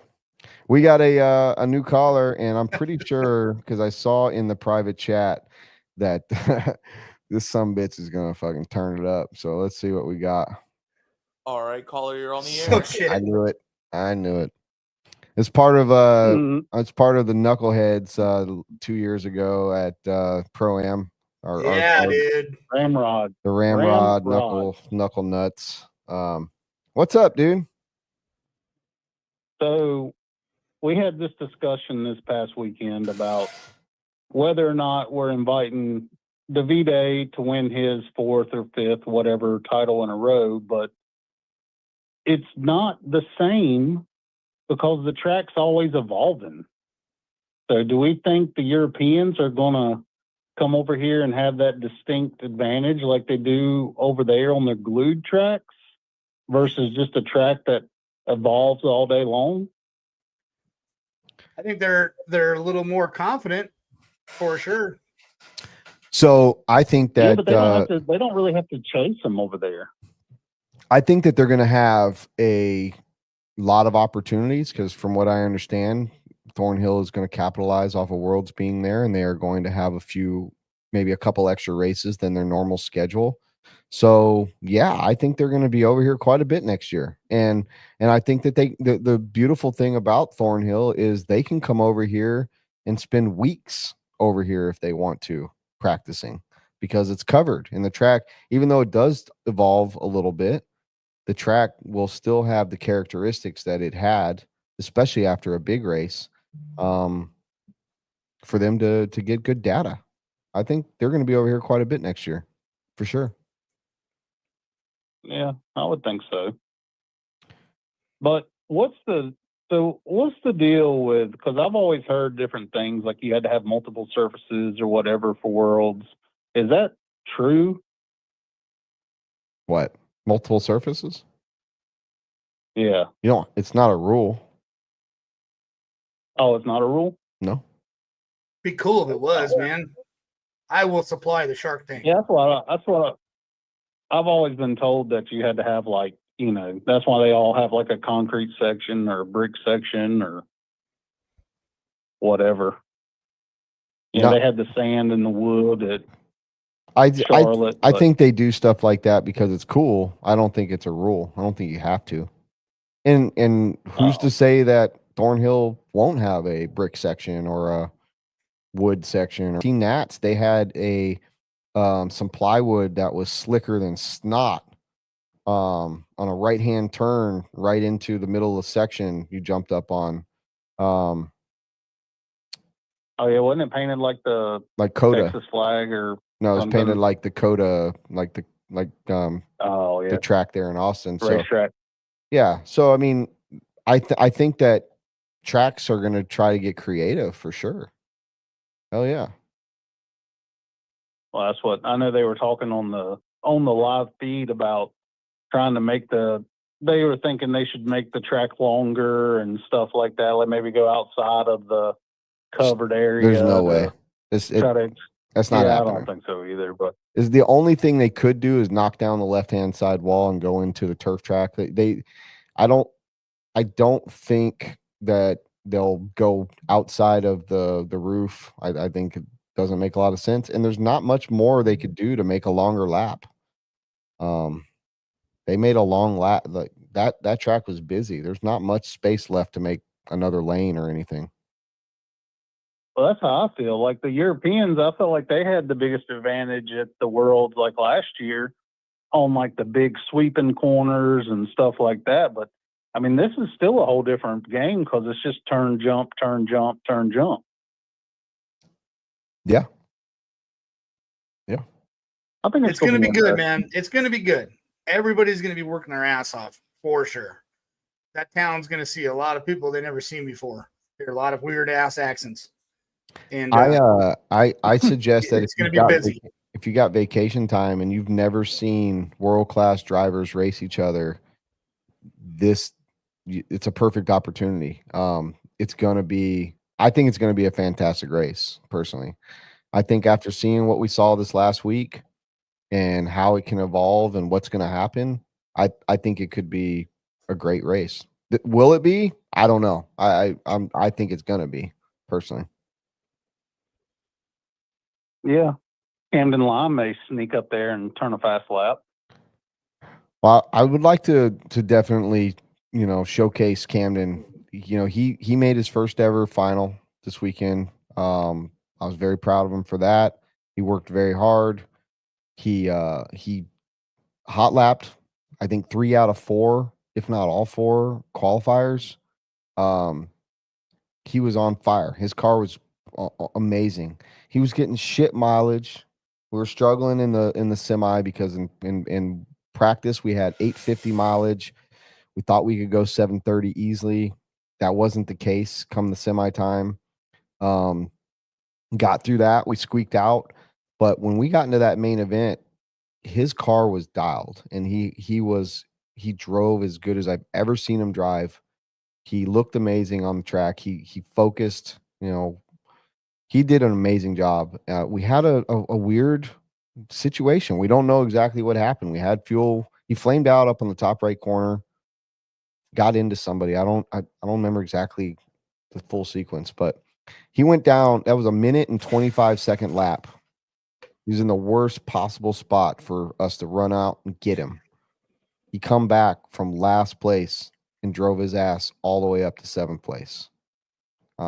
Fantastic drive. Yeah, well, even coming through traffic, he could turn low 36s.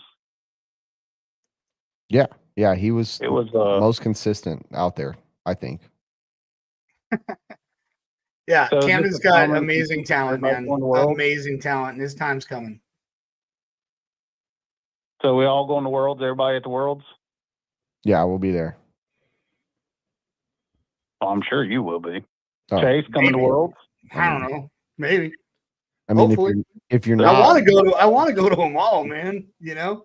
I mean, you Doesn't start sign the saving card. now. You know when it is. You know it's next September. You just start saving time and money. Like, you've got time. You got money. It's good.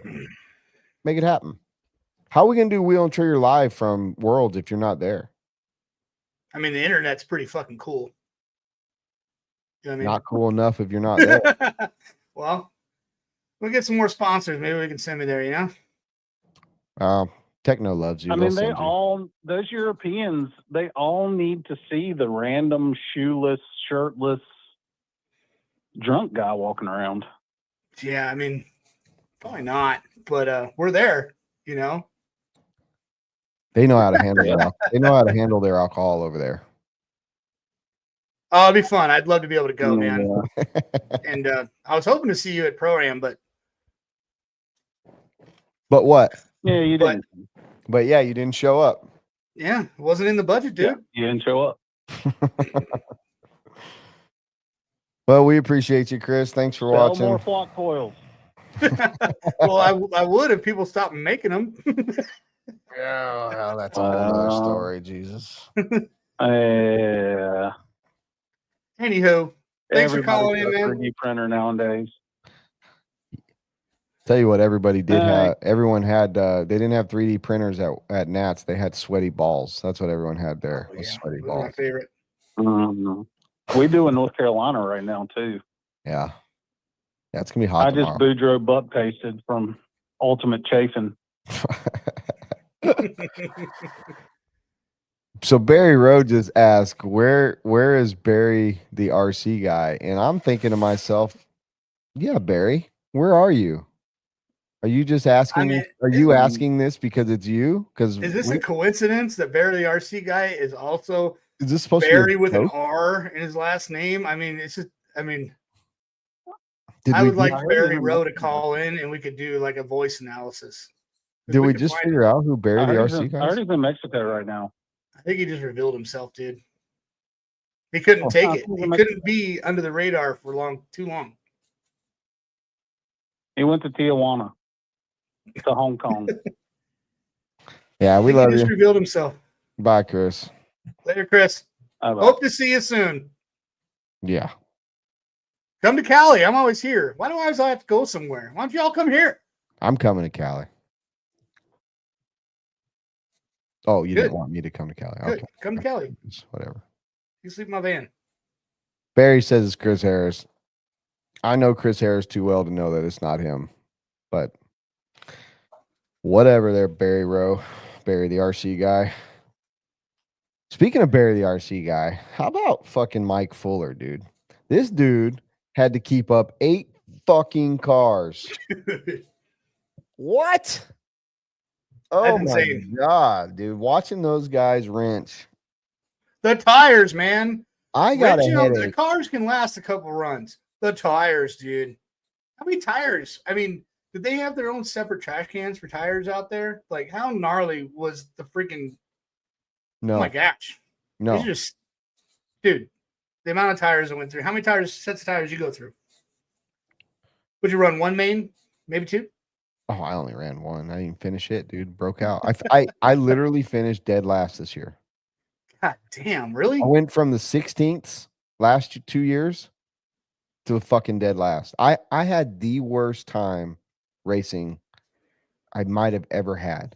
And once again, I do not blame anybody. It was all me. I have nothing to blame. I was out of practice. My equipment failed me. I have no idea why. It never does. I'm pretty good. Man, those Florida boys got under your skin there. Dude, I was fucked the whole time. Like I was it was terrible. I had a great time. Well, that's what happens when you only drive your car once or twice a year, man. I mean, I did great 2 weeks or 3 weeks ago. Before that, at the Pro-Am, I did great. My car worked great. I drove great. I didn't have any failures. Everything went great. Go to Nats. Every gremlin you can imagine happened. Pistons breaking, servo going out, fucking shit that never happens to me because I take, I take good care of my shit. And I don't know. Just did you take the oils out of your shocks on the plane? They drove out there. Oh, okay. My cars drove out there. They went on a trailer. All right. Okay. Yeah. Yeah. It is what it is, shit man. luck. Like, shit yeah, luck. it was oh, shit well. luck. I chalk it up to shit luck and I just blew it, man. The track was hard. I never got comfortable. I wrecked too much. Like it's 100% on me. I have no idea what happened. I don't blame anything. I don't blame my equipment. I had bad luck. It's just I was due for failures and bad luck. It caught up to me. It sucked. Bummerville. I hate Population Brent. It sucks. They suck balls. Definitely. That was so when's the next time you're gonna go drive your RC car then? It's hard to pick your shit back up and go out, but when are you going again? Wicked? Okay. Yeah, making my debut. I'm gonna be born again driver in Wicked. I'm coming back with no fucks given. And oh, look who just showed up. What's up, Scotty Ernst? Hey, what up, dude? Hey, great announcing the whole time. Man, yeah. Dude, he makes the races so freaking exciting. Like when he gets all excited, like you get on the edge of your seat too, man. You go nuts. Makes me nervous. Like I think he's got way better stuff to be doing when watching us, but here he is. Scotty, very senior, man, always. Very entertaining, Scotty. Definitely. I was listening to you on the feed, and you are amazing. Yeah, it's pumped. Everybody, I was so pumped listening to him talk. Just a funny quick thing that I was made aware of from so as I told you guys on the last podcast that I flew Lucas out with me he wanted to do a documentary, so I brought Lucas out and he was getting all kinds of stuff, so I don't even know how good it's going to be. I assume it's going to be probably amazing, but I do know that he was interviewing Scotty and he got the whole interview and everything. Lucas said it went great, and he went to turn off the camera and it turned it on. Oh, that's the worst, dude. The funny part is, and this will probably never make the cut and never make the credits, but I will go ahead and just kind of tell a little secret because I think it's hilarious. Lucas shows me the video of him turning the camera back on and telling Scotty like, fuck, dude, I didn't record that. I'm sorry. And he goes and he gets it all right. And if you saw Scotty's face looking at the camera, he was like, bro, I just wasted 15 minutes talking. Yeah, he was so dejected. And I mean, I hate it that it happened, but it was hilarious to see Scotty's face, and it should become an outtake. I gotta tell Lucas, like, dude, whatever you've got, you should do some like little outtakes at the end of this one. But I saw a lot of the interviews he was taking. He's got a bunch of great people, and I'm sure he got some great footage. He spent some money on some new glass for his camera, and I'm really stoked to see how it goes. But Scotty says first take is always the best, but Lucas did tell me, he said the second one did go really good. So sorry about that. Oh, show. That reminds me of skateboarding, man. You try a trick like 50 times, dude, and the one you make, you're killing yourself.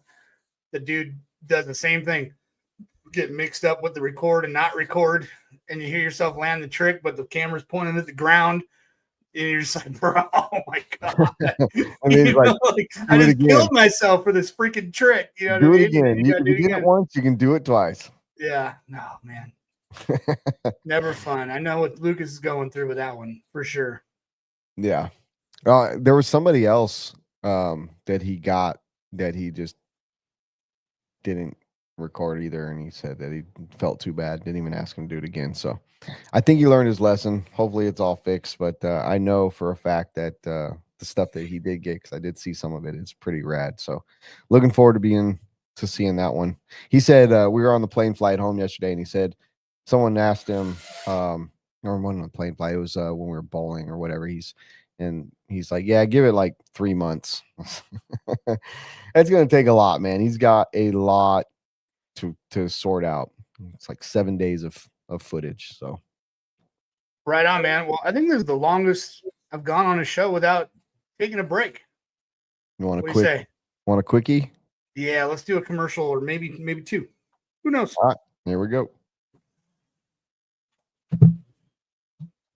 John, are you with us? Yeah, I am. Strap Hello, how in, y'all Ryan. doing? Strap in, dude. Oh Hey my John, how's it going, dude? Do I got a deal for you? What about we do like 100 RC racers versus a gorilla? Oh, I heard this challenge. Gorilla. Like, what would? Yeah, dude. Now, dude, you're talking about the silverback gorilla, right? Yeah, the silverback gorilla. Do you think 100 RC racers can fight one gorilla? Absolutely not. Dude, 100 MMA fighters couldn't fight a gorilla. Not a silverback. What about Those are pissed. what about we have like a 40+ class to fight the gorilla? Well, they do have the dad Do you- strength. I think it that's makes double. it ups our chances. The 40+ class helps our chances against a silverback. Like old man strength? Is that what we're thinking? Yeah, I'll be there. Don't worry. I might not be a gorilla, but I can sure beat off 100 men. All right. Hung up.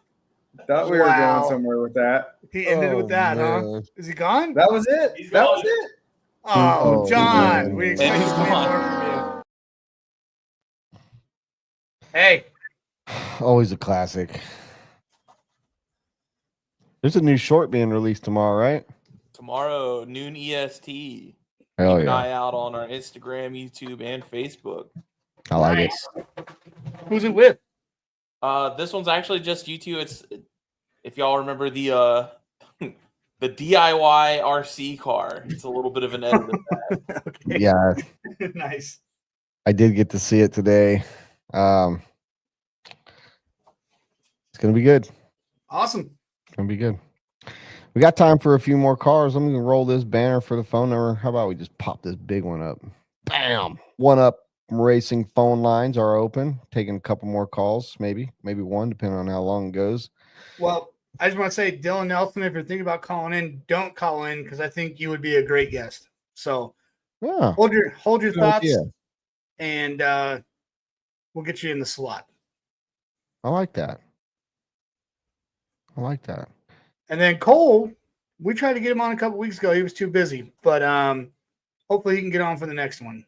We'll see what's up. 2 weeks from today, Cole. Check your calendar. Let us know in the comments. I know you're on the show because your comments on the fucking screen right now. I mean, everything that you said right there is true, and I think that part of Camden's,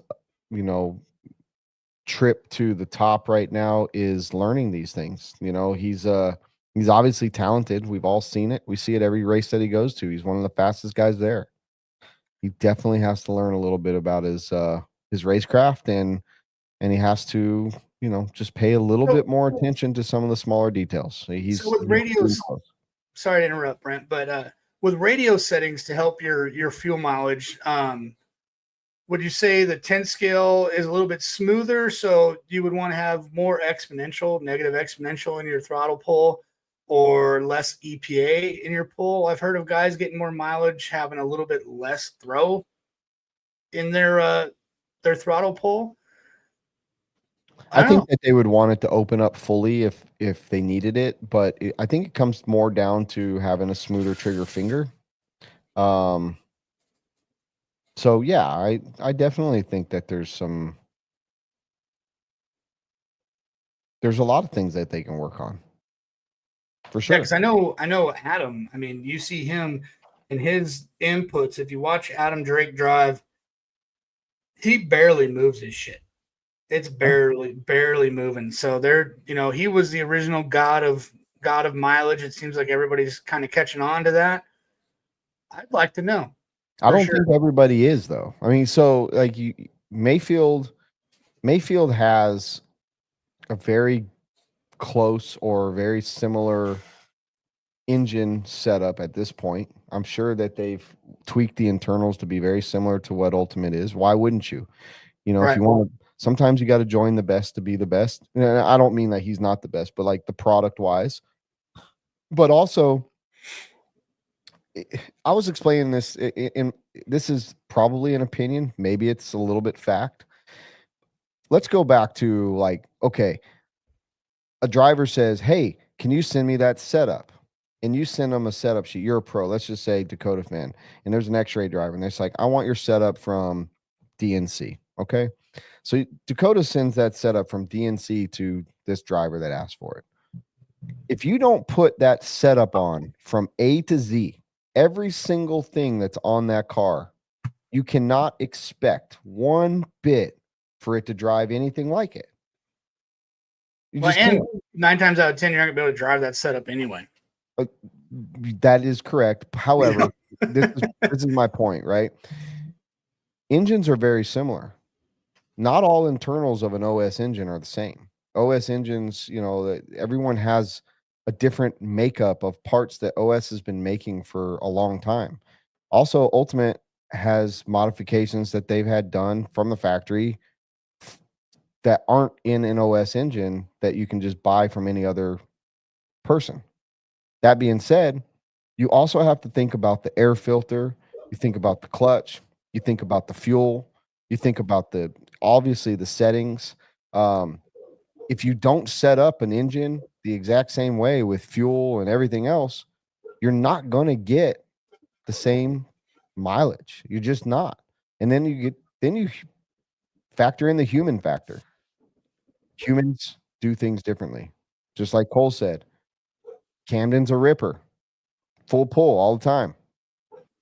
Coda, very good 10-scale driver, really good in 2-wheel drive.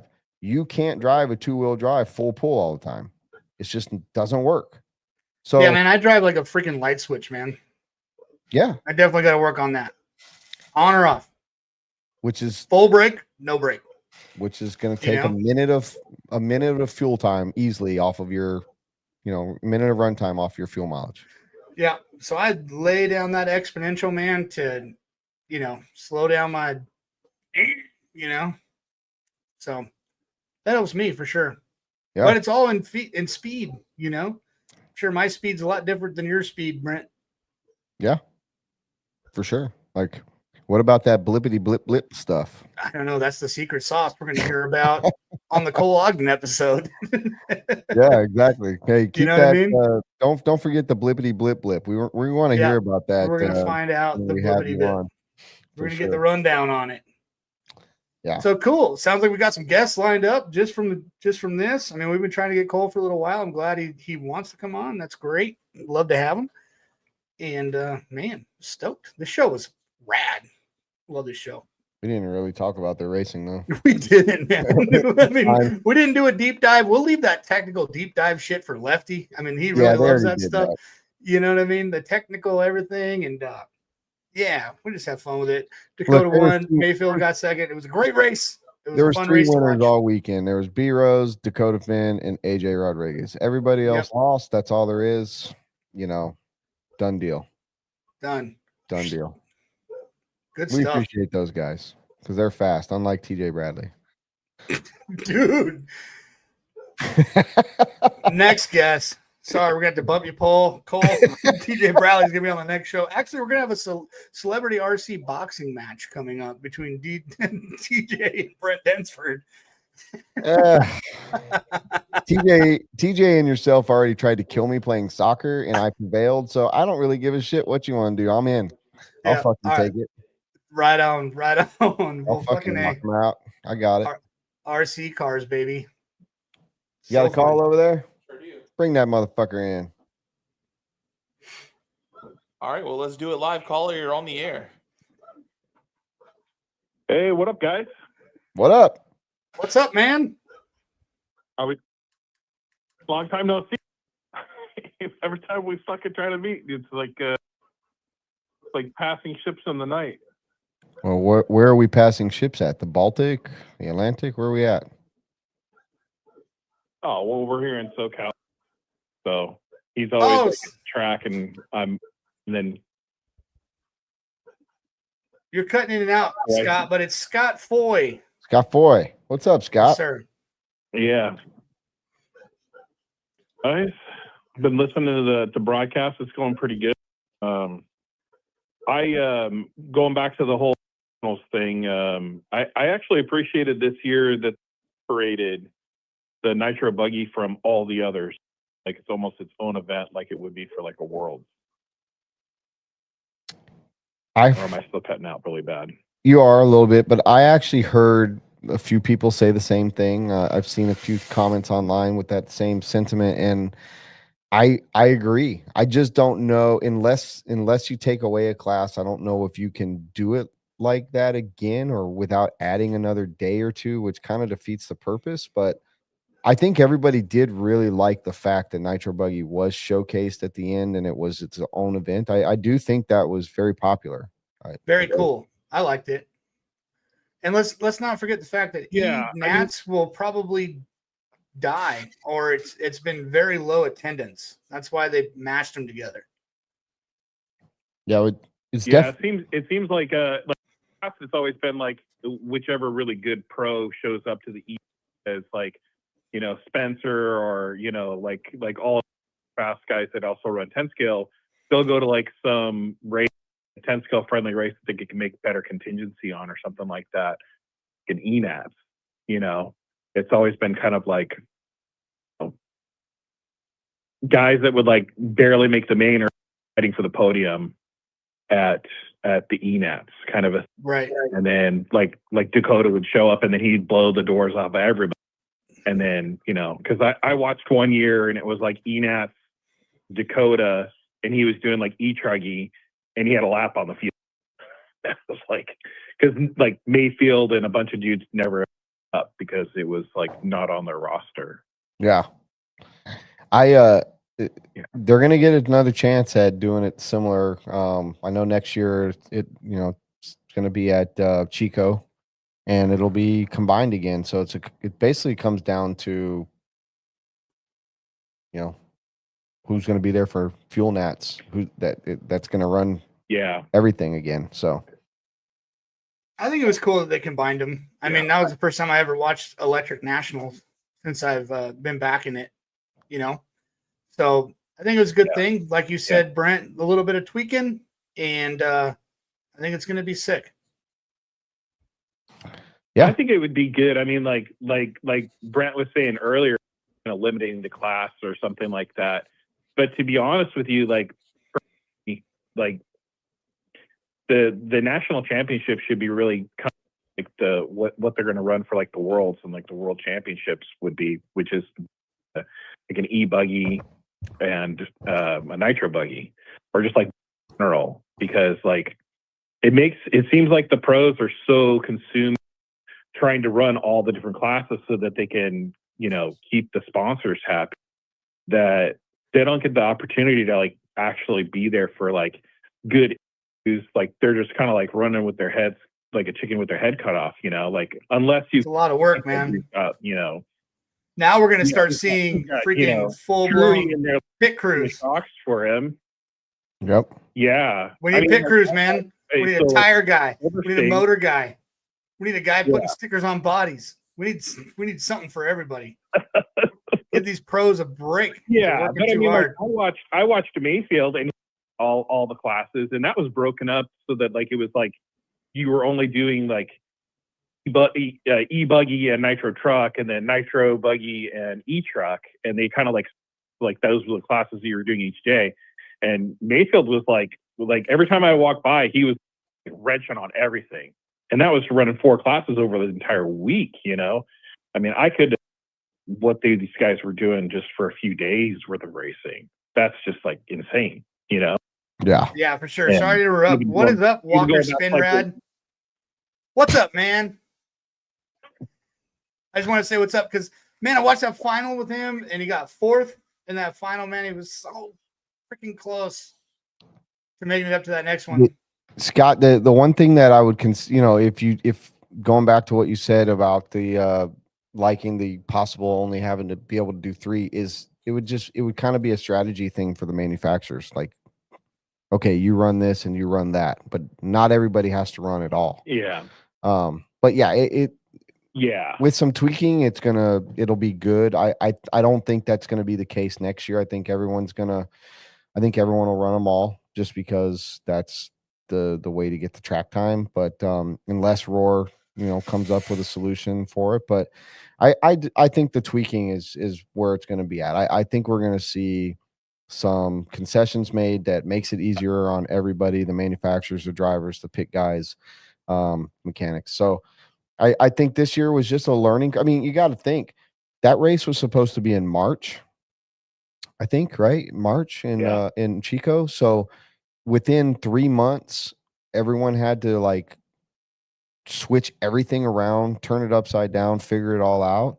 It was just not a lot of time. So now we have a year to try to figure out how do we make it better. And I think with the crew that's part of Roar right now, that everyone's pretty easygoing and we'll talk it out. And I think good decisions will be made because we had some good boots on the ground there. And I think they're on the right direction. I mean, like Chase was saying earlier, like it seems like not very many people, like the keyboard warriors, were kind of like at it, like trying to out whether or not like this like sucked or something. It seemed more positive information came out of it. That was non-existent. It seemed, yeah. At least from what I saw, for sure. I think it was a success. I mean, I had no complaints, and I love RC, dude. Like, I love to complain. If there's something to complain about, I will, man. Well, I saw it a few times, but the difference in the ones that I did see was there was a lot of people come to the defense of Roar.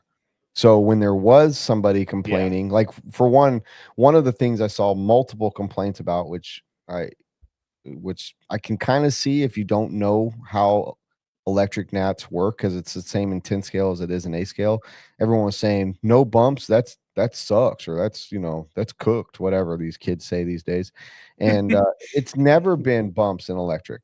So I don't really, they were just uninformed, uneducated on how it worked, and they were talking shit about it. But the reason they were talking shit about it was because they never watch electric gnats because the turnout's so low, and they were watching it because it was part of the fuel gnats. So it's kind of a normal race day. Yeah, exactly. It's all symbiotic to the fact that they wouldn't have been watching unless it was together, right? Like if you think about it, who's going to watch? For who's sure. going to watch It gave it more validity with the fact that it was all partner. I mean, like to me, personally, like it was a much more a valid race because it was just every other race, like DNC, all the separate nationals for the same thing. Right. Yeah. I couldn't agree more. Yeah. All right, you're cutting out really bad. I mean, I don't know if you're in the horse stalls or what. I'm sorry. Who knows? I'm actually at home with my feet up and a beer in my hand. Oh, you guys have 70-inch TV. So. Cheers. Yeah. Right on, Scott. Well, we're gonna have to let you go just for the sheer difficulty in hearing you, man. But thanks for calling in. The shittiness of my connectivity right here, right now, huh? So, somebody. Good job, guys, and we'll chat with you guys soon. And Chase, bring some bodies down, and we'll get you all painted up. Yeah, make me a belt, homie. I want a belt. Oh, so that's the guy that paints your bodies. We already got the first ones going. We got the first ones going right now. Wally's got his, and then you just come on by the shop, drop off some bodies, and we'll get your belt all hooked up because we got the Mr. Foy's belts going. Sick, man. He actually wants you to take the belt off of him personally. He's that kind of guy. But it's all good. He'll bring it by, I'm pretty sure. No, Scott Foy is We'll give him leather. We'll give Oh, him shit, the I thought you left. No. The what? The Joe Biden sniff? We'll give him the Oh, Joe boy. Biden step before we pull the belt off. Hell yeah. I knew I liked you. All right, boys. You guys Later, take dude. it out, and we'll see you next time. Awesome. Appreciate you, Scott. Thanks for listening, man. Yeah, Scott Foy's a SoCal dude, OCRC local. That was his spot before they closed down. They had to branch out into some 8-scale shit, and now he's out in this. Now he's out in the scene, and excellent body painter. He hasn't painted a body for me yet. He did paint. What did he paint? Oh, he painted the bug body that I had done. I haven't got permission from my retired painter yet to start painting my scheme. But what's up? Did you see a ghost? Fuck, dude. There's a big old palmetto bug climbing up the wire to my which is like a roach. See that motherfucker? Yeah. Dude, Holy grab that shit. motherfucker. Because remember when I was on the podcast, I thought it was a palm I don't tree. want to grab that motherfucker. Are you stupid? Oh, he's on my camera. He might come over the screen in a second, dude. He Oh, might that would just be lick me. epic. Holy shit. Dude, you should have. Oh, fuck. Oh, fuck. He's on All right. top. Sorry, Scott. Brent interrupted your plug, but we're going to have to move on. Yeah. Right, we got a camera, but whoa, dude. You should have seen, speaking of palmetto bugs, they have them in Texas, I'm pretty sure, which is crazy because there's no palmetto trees out there. But one came through our Airbnb, and I saw Caden Fuller jump up on top of the couch like he was like an elephant that saw a mouse, dude. It was unbelievable. These kids these days. I want to grab it by its whiskers. So are they grasshoppers? They roaches? What are they? Okay, I'm gonna show everybody. Hold on. Okay, let's see this bug. Pinnacle of the show, guys. Pinnacle of the show. Brent's gonna go National Geographic on us to check out this bug. The bug has gone to the floor. Grab the handy cam. Let's get in there. Look at him go. Oh shit. What is it? Okay. Oh wow. Palmetto bug. Do those things bite? No, but they fly like a motherfucker. Okay. So it's like a flying roach. Oh god. That's what y'all are famous for over there? Some shitty bug? Yes, sir. That sucks. Wow. Cool. He's dead. Nice. Fuck you, Peter. All right. So, that's how we end the show. Jesus. Yeah. Thanks for Not tuning what into I- the Will and Trigger podcast. Dude, it climbed up this wire and it was oh man, I hate So that your Palmetto Classic, is that after the bug or the tree? tree, motherfucker. Okay. We went over that on the podcast when I was out there, huh? Oh, Remember? yeah. So Josh Dickerson, it is a Carolina cockroach, but cockroaches don't fly and palmetto bugs do. So fuck. They're gnarlier out there. Well, bitchin', Brent. Stay Are they- tuned. Are they tasty? Eat it. Jerry, come on out. Donations. We've got donations live on the show. Send us some money. Brent will eat a palmetto Super bug. Jack, I will fry that son of a bitch for $5,000 and eat it on the show. Yeah, you want to 5,000. get me to the worlds? Pay Brent to eat a was- bug. that money doesn't go to you, bro. I'm sorry. If I eat a cockroach on this screen, I'm keeping every penny of that son of a bitch. What are you Well, looking mail at, that dude? to me. You Mail married it to me. I will eat a week-old palmetto bug for a trip to worlds, dude. Mail it. Oh. FedEx that bitch to me right now. EB Rowe, he's all about D's nuts, like everything, everything he said. All right, that's a good way to end this show. I appreciate Absolutely. every single one of you guys for sticking with us for 2 hours on just, it never seems to surprise me, Chase. 2 hours every other week. People watch our dumbasses talk. It's insane. Isn't that? And people pay us to do it.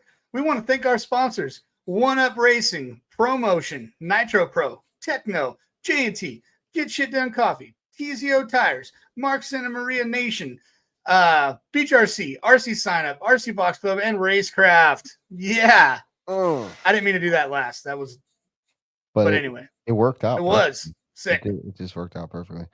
All right, guys. We appreciate all of you. We'll have Cole Ogden on in 2 weeks. I sure hope so. I think it's a date. The People's Champ episode. So be ready, and appreciate all you guys. This will be posted soon. If you haven't already, you just found us tonight. Like, subscribe, share, help us out. Podcast is growing. Hey, dude, we're up over 2,100 now. So we're cooking with gas, and we appreciate every one of you for spending time with us once every other week. So see you guys at the races. Next stop for me is Wicked Weekend. What's up for you? What's next? You going to Channel or Dirt? Yeah, I'm gonna go to Channel this weekend for the Hot Race GP. Go check that out. And yeah, man, right now I'm gonna go hop in the jacuzzi. I got my board shorts and flip flops on right now. I'm going. Last thing I want to say, I like Chase Lemieux. I was giving him shit. For all you guys think that I was talking shit, I was. 100% Everybody's got to sleep. shit. But yeah, just next time nap in the trailer, bro. All right, have a good night. We'll see y'all later. All right, take it sleazy. Don't let your meatloaf. See you at Wicked, TJ. Oh shit.